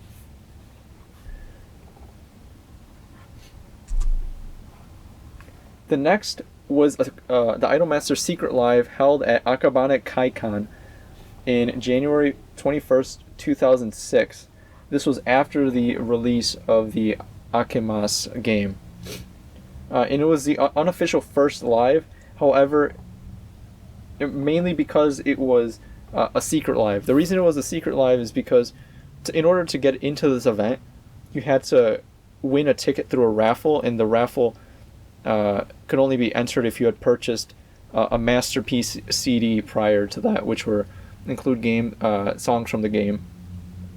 However, despite it being considered a secret live, the series director Ishihara Akihiro says it's the first official live to him. So it kind of seems that way. And then there's also all things considered, it's the first official live after the release of the game, and it was released sort of like in a beta state. Like, the reason it was probably a secret live is to gauge the interest of doing this moving forward, because the prior events were more so press oriented as opposed to like specifically being about songs performed in the game. And I think this was the final beta test to see were people interested in the music, and since they were, and since there was a lot of people who showed interest in this, moving forward, Idolmaster decided to include a lot of live performances within their media mix. Almost the entire cast here performed, with the notable exception being Kugimiya Rie, who did not appear, and she is the seiyuu for Minase Iori. And this was incorporated within the live, because they have like these talk segments in between, where they told a story sort of, and during these segments, the characters would reference that Iori-chan had the mumps and was sick in the hospital or something, which explained why Kugimiya-san was not in attendance as well. And they performed 4 master versions of the songs, mostly songs from previous lives, though they did debut a new song called Maho o Kakete, the master version of that one as well.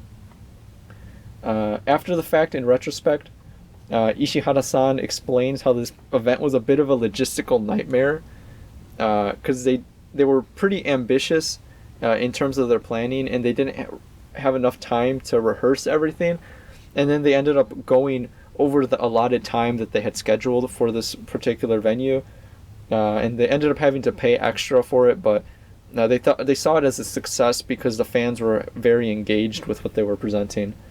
And in addition, he notes how if it wasn't for this event, he doesn't think Idolmaster would be what it is today. Sort of leading me to believe what I was saying earlier, that because of the success of this event and how well the fans responded to it, he decided to include more of these live performances to be a major part of the franchise moving forward. So briefly going to talk about a few other lives before I finish this segment off. Obviously there's too many to cover, so I'm going to just touch on some notable ones. Idolmaster first anniversary live at Studio Coast, held July 23rd, 2006, is the first quote-unquote official live, and it's to commemorate the 1-year anniversary of the arcade game. And it also featured announcements for the franchise's future, which is also where the Xbox 360 port was announced, as well as the song Go My Way was performed here as well, which is the image song for the 360 game. And the full cast finally made their live debut and performed master versions of the various songs. And I do recall, though, that despite the entire cast making appearances, I believe it was Kugimiya Rie who did not get featured on the eventual DVD release of this live due to some complications with her agency or something like that in terms of how she was being publicized or something like that. So if you have the DVD for it or the uploads, I'll touch on that in a second, but she's not included. Though there is a song, which I'll link in the description or in a playlist, that does feature Kugimiya Rie perform at this particular event, and that was not included in the DVD. Also notable, too, is that Seiyu Takita Juri made her first public appearance, and she is the Seiyu for the Secretariat Namako Pro Otonashi Kotori, who's kind of like the tutorial girl, but because of this and her continued popularity, she received a Seiyu and then eventually received her own song, and she appeared during talk segments at this event. This event was also later released on DVD called The Idol Master Movie, which I desperately looked for footage online because I thought it would be really interesting to watch. There is an upload on YouTube for it, but it's in really poor quality and it's hard to make out like a lot of what's going on. So I ended up going to Yahoo Japan auctions and I purchased a DVD that is currently in transit right now.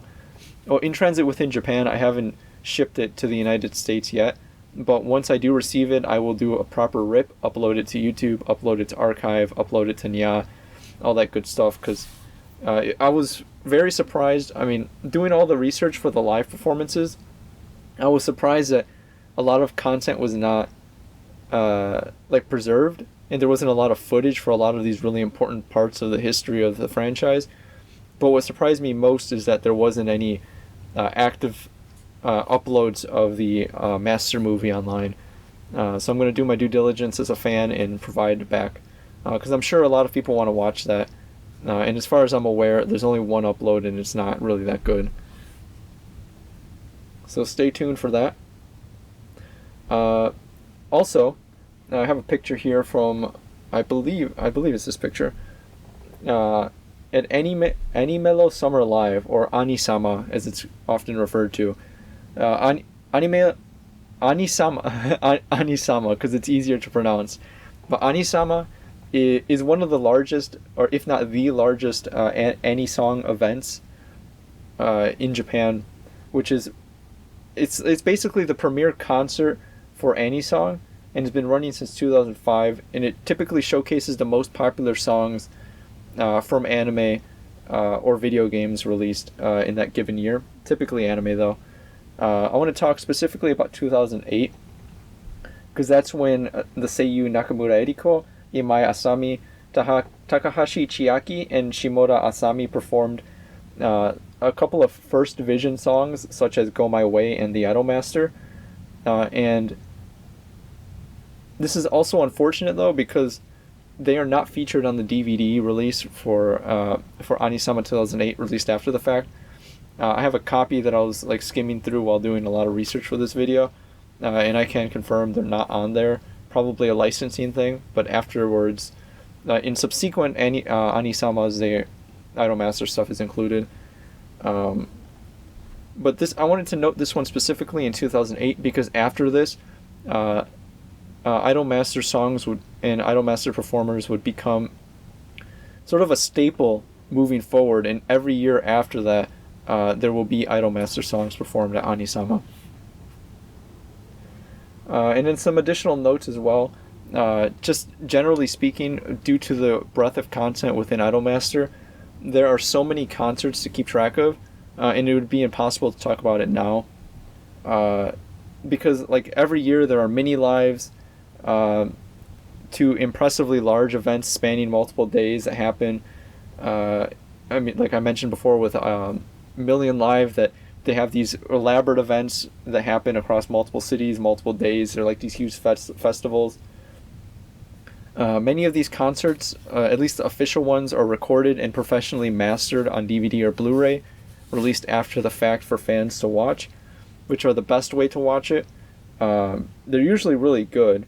And a lot of these concerts feature unique renditions of each song. Maybe you get a solo version of a song that's never been performed by that particular seiyuu before. And usually they get, like I said, special Blu-rays or DVDs, or at the very least a CD with special editions of the song. Though the unfortunate thing is that the early days prior to the first anniversary live, much of the footage was not made available for a number of reasons, making it difficult to go back and check the history of that. But at the very least, after the fact, in the modern era, everything is released in an official capacity for fans to return to and to enjoy as if they were there themselves. Alright, so the last major section I'm going to talk about in this video is the music of Idolmaster. And for anyone who knows anything about Idolmaster, it's that there is a lot of freaking music for this franchise. So as a result, I'm not going to talk about everything specifically because that would be insanity. Probably you can give your own lecture about the music by itself. But I wanted to touch on it because the music is really the beating heart of the Idolmaster franchise. Because I mean, without this, there would be no idols and there would be no franchise. There would be no games. From the beginning, producer Ishihara asked one of the composers, Sasaki Hiroto, to compose normal pop songs for the franchise, as opposed to the type of music you would typically find in a Bishoujo game at the time. Because he wanted to differentiate the Idolmaster brand from those, as well as potentially reach a broader appeal. And I mean, it makes sense because the Idolmaster girls at Namco Pro are supposed to be close to actual pop idols, and it would make more sense for them to make mainstream pop songs or whatever is in vogue at the time. And this ultimately ended up paying off in the end due to the wide appeal, as well as the number of live concerts that sell out in Japan. I mean, and ultimately the goal was to make Namco Pro as if they were a real idol group in Japan. And in the time since, there has been hundreds, if not thousands, of CDs released with consistent live performances featuring songs from the game or other media properties within the franchise. Returning to the original arcade game, Akema's only has 10 songs. Oh, I forgot to switch the slide, did I? Akema's only has 10 songs, and it's composed by a large number of songwriters, so it's not just specifically one person writing the songs. And among all these 10 songs, 9 idols have their own image song, which is sort of like their main theme song or their main theme. However, any idol in the game can sing another idol's image song, which immediately makes the total amount of songs within the game 90 different renditions of the same song. I mean, while I should say that there's only 9 original songs, but there's 90 different renditions of each song because every idol could sing each one. Immediately from the beginning, raising the number of songs exponentially within the franchise. And it's only showing what's to come, unfortunately, or fortunately, depending on who you ask.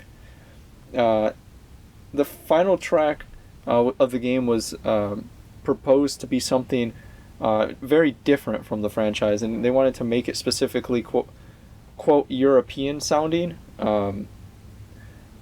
But I don't remember which song that is specifically. And then the game's main song, or the image song for the Akemas, is just simply called The Idolmaster.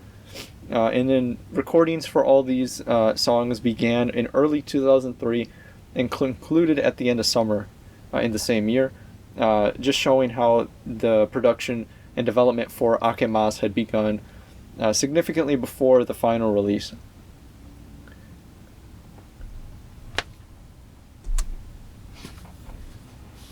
All the Lights in the Night Sky are Idolmaster singles, one might say. All these songs in CDs officially were released primarily by Columbia Music Entertainment, but I think a few were published by Lantis as well as a few others. Columbia Music Entertainment also sponsored some of the first lives. I'm pretty sure they sponsored Akabane Kaikan specifically, but I might maybe a few others after the fact. So the Idolmaster music discography is this sprawling collection encompassing every branch and spin-off property from the series, which includes original songs as well as covers of various other songs. For example, what's that song called? The Air opening. Tori no Uta, I believe it's called. Tori no Uta, it was a song featured in the Air anime. It might be its own original song elsewhere, but it's a song that characters can sing in Idolmaster. And I'm pretty sure Kisaragi Chihaya has sang it, and so has Takagaki Kaede, maybe a few others. So they do some covers of other songs, as well as idols will cover songs that were image songs for other characters. So there could be an incredible number of variations of each song depending on who's performing it. So like you might have, for example, the song in Cinderella Girls, Onegai Cinderella. You can have probably any of the 212 characters singing that song, as well as the number of different units involved within the Cinderella project. So you might have 3 idols here singing this particular song, where each one individually has sang a solo version of the same song. So it immediately becomes kind of insanity, as well as not to mention different seiyuu across different properties. Like I mentioned before with Xenoglossia as well as 2011's anime, they featured different seiyuu from the in-game seiyuu, meaning that, for example, if the characters in the 2011 anime sing Maho Kakete or Go My Way, they have a different cast of singers for the same song despite sharing the same characters. So you might have 2 versions of Amami Haruka singing Go My Way with both the original seiyuu as well as the original or as well as the seiyuu in the 2011 anime. And then in addition to that, live performances also sometimes get special CDs with songs depending on the night's track list. There might be different combinations of idols singing particular songs, and maybe everybody comes together as well to sing a song together. So all that is to say that there's 2 decades of music within the Idolmaster franchise, which ultimately amounts to a scale and a discography of music that can only be described as absolute insanity and Lovecraftian in scale. It's also very difficult to track down every release, but it's not impossible though. Just not really reasonable to listen to everything. And also because eventually you'll start to hear the same songs over and over. For example, like you would just hear the original 10 songs of Akemasu repeated over and over eventually after listening to so many CDs. There's different versions of them with slightly different arrangements. For example, there will be like a master version or a game version, but they're ostensibly the same song with the same seiyuu. So you don't necessarily have to listen to everything if you didn't want to. At least to listen to every unique song, so to speak. However, there are very helpful websites like the Japanese iMAS database, which tracks the releases and performance for each song. And then there's also, like on the English side, on Video Game Music Database, somewhat incomplete on Discogs, and then people on Rate Your Music who are doing the same thing as well. as a user on Rate Your Music, who I know is a viewer of this channel that might be watching this video right now, and I'm gonna give a shout out. I don't think he necessarily wants to be made like to be put in the spotlight, I guess. So I'm not gonna name him, but he has gone out of his way to attempt to listen to every Idolmaster song and do extensive database logging on Rate Your Music for Idolmaster releases, which is very impressive. I don't think many, if at all, I've seen that before. Like someone specifically goes out there, starting at the beginning, saying, I'm going to listen to every Idolmaster song. It's a noble pursuit, to say the least. But when it's all said and done, there are some pretty easy places to enter the world of Idolmaster music if that's what you want to do. Specifically because there are a lot of like best of compilations, which curate songs from the franchise that probably will be the best representation of what it has to offer, as well as like the best versions of it. One of these is the Idolmaster Best Album, Master of Master, which I have a copy of here on CD. It's probably not going to focus, is it? Master of Master. No, this was released in 2008, and it's a 2-disc greatest hits album, including many of the master versions of the original First Vision songs. Includes 18 re-recorded master versions for songs that never received a master version prior. And it also includes a nice variety of both solo and group songs within the runtime. It's sort of structured like a live performance because you get talk segments interspersed within this, which adds a lot of personality to the listening. Because instead of just getting like a straight run of 2 discs of music, you might get a segment where some of the characters start talking and you start to get to know them better outside of just like hearing them through their music.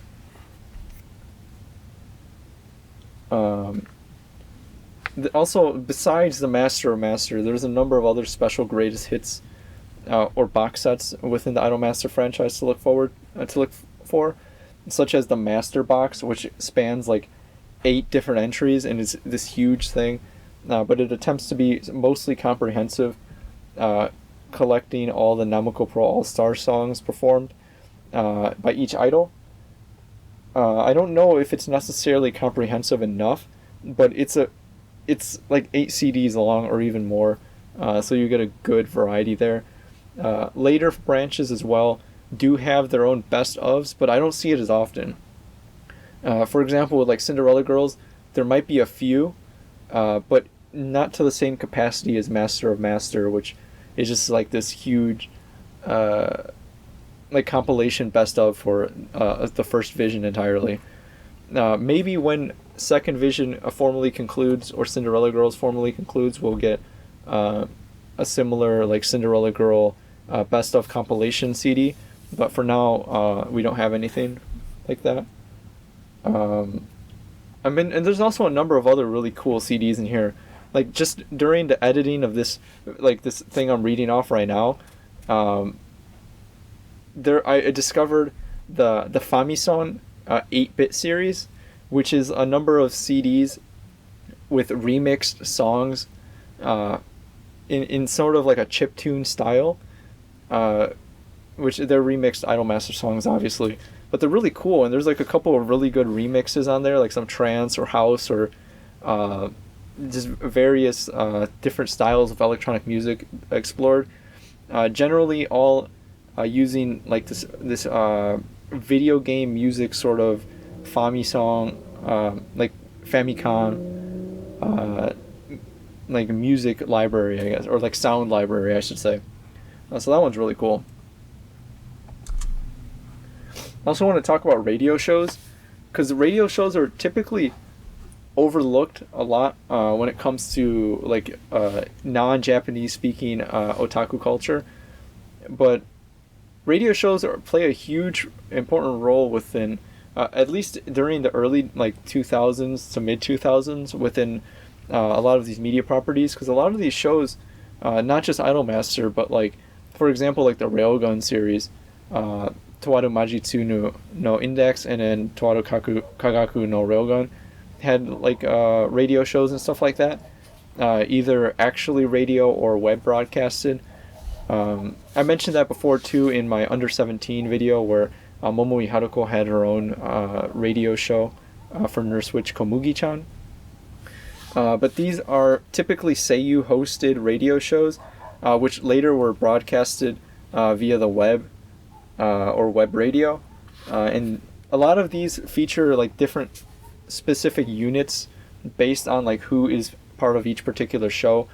So one show might have two specific Seiyu, and then they perform special renditions of certain songs, which are later collected into CDs. And the CDs sometimes have, or usually have, talk segments included within them, which are like just little dramas that the Seiyu perform in character. So just a brief overview of these. I'm not going to go too in depth because there's a lot. The first radio show was just called Idolmaster Radio, and it was hosted by Takahashi Chiaki, who voiced Azusa, as well as Imai Asami, who voiced Chihaya. This ran between April 2006 and July 2009, and it spanned 173 broadcasts. And this one was actually broadcast via Radio Osaka within Japan. Later replaced by Idolmaster Station Plus.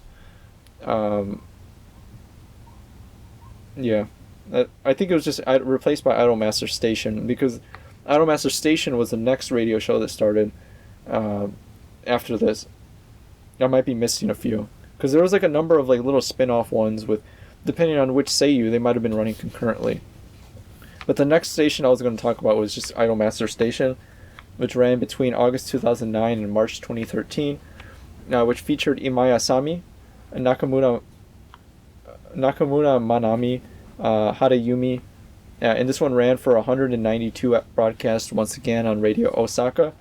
Though this time Imai left after 88 broadcasts to host IMAS Studio, and then later the new Seiyu for Yukiho, Asakura Azumi, filled that empty spot, and that was succeeded by Station Plus in 2013. The last major one I want to talk about is Haruka and Yayoi's Yayoi-style radio, which ran briefly during March 2007 to February 2008, mainly to promote the Xenoglossia anime. And the reason I bring this up is because in the Xenoglossia anime, we get to see Yayoi host the radio show, and then eventually Haruka joins that radio show within the context of the anime. And then there's a special feature included on the DVD for Xenoglossia, which is presented as a radio show that Haruka and Yayoi are presenting, and then they later go on to interview the Seiyu for involved in the production of Xenoglossia. And then other branches have their own. I was focusing mainly on Namco Pro, but Cinderella Girls has their own that's currently ongoing called Cinderella Party, shortened to Derepa, which airs on Nico Nico Doga. And then other branches like Psycho Pro has Psycho Pro Night, which apparently is subscription based, which kind of sucks. Million Live has Million Radio, and I believe it's still ongoing. And then Shiny Colors has Habataki Radio Station, potentially more. This is just what I decided to cover, but I guarantee you there's more. I just haven't gone to listen to them, or I mean, there's so many. Like, if you start to open up the Idolmaster wiki and to look at all the radio stations, you start to see them all, and then you see like this radio station hosts Seiyu A, B, and C, whereas a completely different show only hosts with B and C, and it quickly becomes pretty complicated, similar to the music. Though I forgot to mention with the music too that it kind of seems impenetrable from like the outsider perspective, but if you're already a pre-established fan, it's not too difficult, because what you kind of do is follow the idols or Seiyu that you're interested in. For example, like if you're into the music for Idolmaster, or you want to get into it, you follow a particular character. Like I did with Cinderella Girls, my favorite character is Takagaki Kaede, so I followed her and her music and listen to everything that she's involved with, and then from there I branch out, discover new seiyuu. But that's like your entry point. You follow a specific seiyuu or a character. Same thing with the radio shows.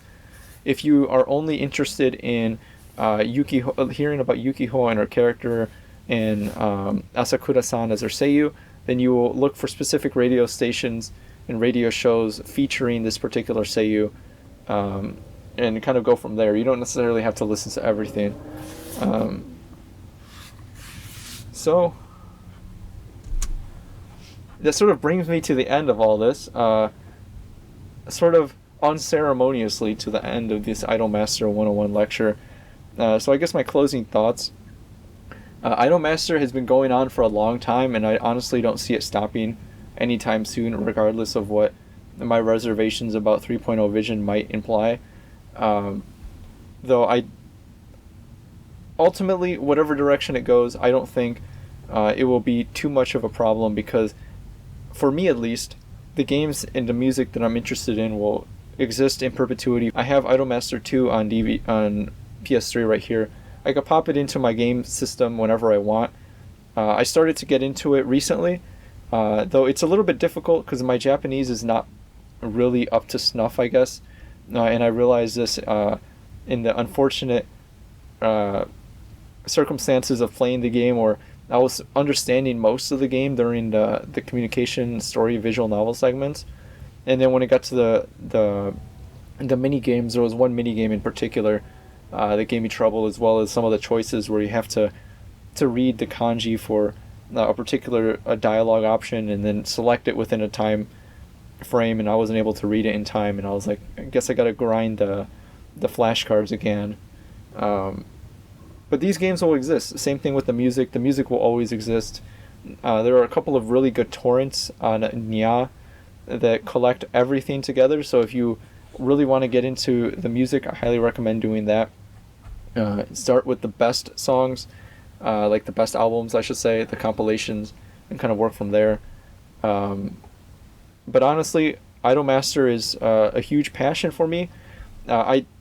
I wouldn't say I'm as knowledgeable about it than everyone else, because truthfully I had to do a lot of research for this, because there was a lot of gaps in knowledge I had. But honestly, coming away from this lecture, I had some reservations from it initially, but I mean, I think because of this lecture, it bolstered my my interest in this franchise. And like over the past couple of days, I've just been eating, breathing, sleeping Idolmaster, dude. Like I had a dream about Idolmaster last night, and like the characters were in my dream and everything, and I'm like, yep, this is my life now.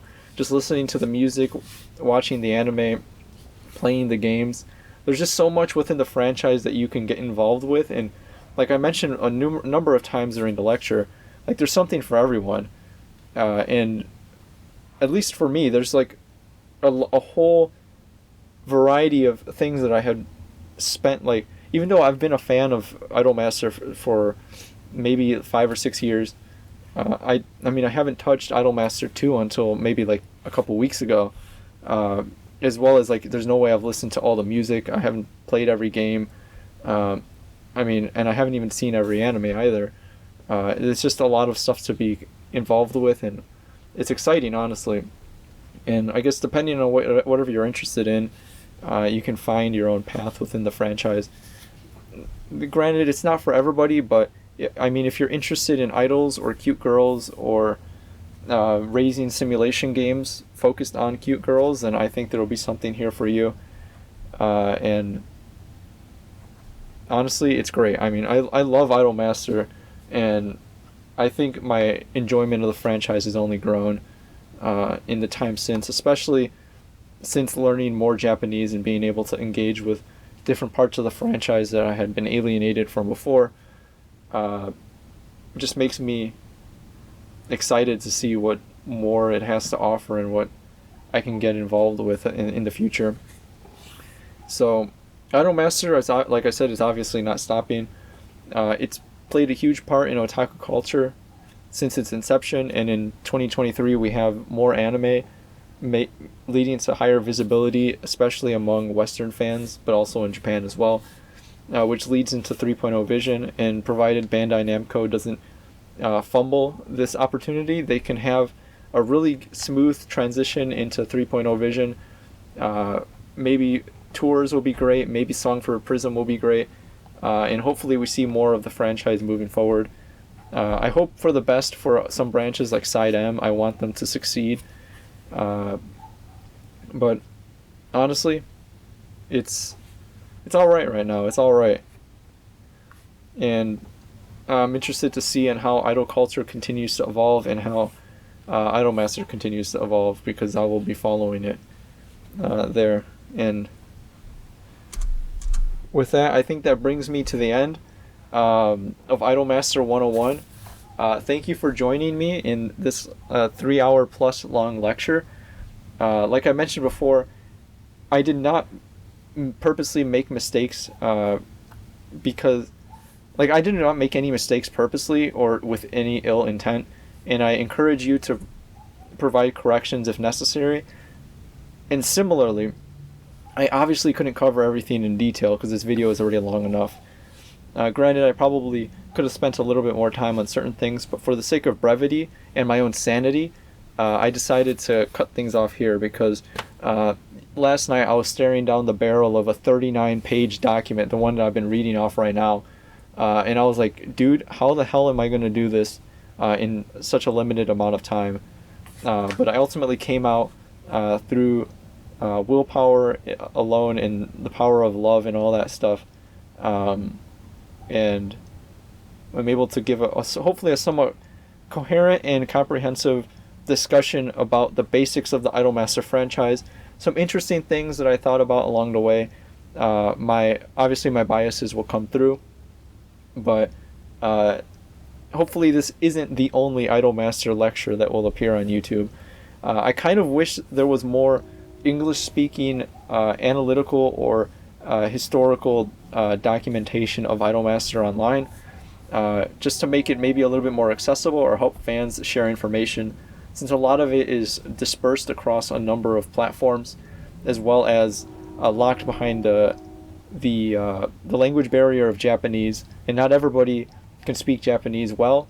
I mean, I can't speak Japanese fluently either, and there are obviously people more versed in the language than I am that have been engaging with the franchise in different regards for longer than I have.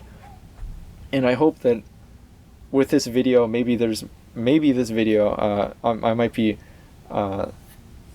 being a little too hopeful, but I would like to see more content out there, and potentially maybe other lectures out there. Maybe someone will decide to give a lecture about shiny colors, because even though I only glossed over them now, it would be awesome to see content for different branches that maybe not everybody knows about. And I also want to give a shout out right now to the Idolmaster wiki, which has been an invaluable resource for me during the research of this video, as well as whoever has contributed to the Wikipedia page over the years. Also the YouTube channel IMOS Subs, which has also been an invaluable source of information. They have previously made a video series, I think also on a separate channel called Niban, or IMOS Niban, which recounts more in detail about the video game side of the franchise. Each video is dedicated to a specific video game within this Idolmaster franchise. So if you want to know more about the games, I strongly recommend watching those videos. And then, like I mentioned, IMOS Subs has made a number of videos as well.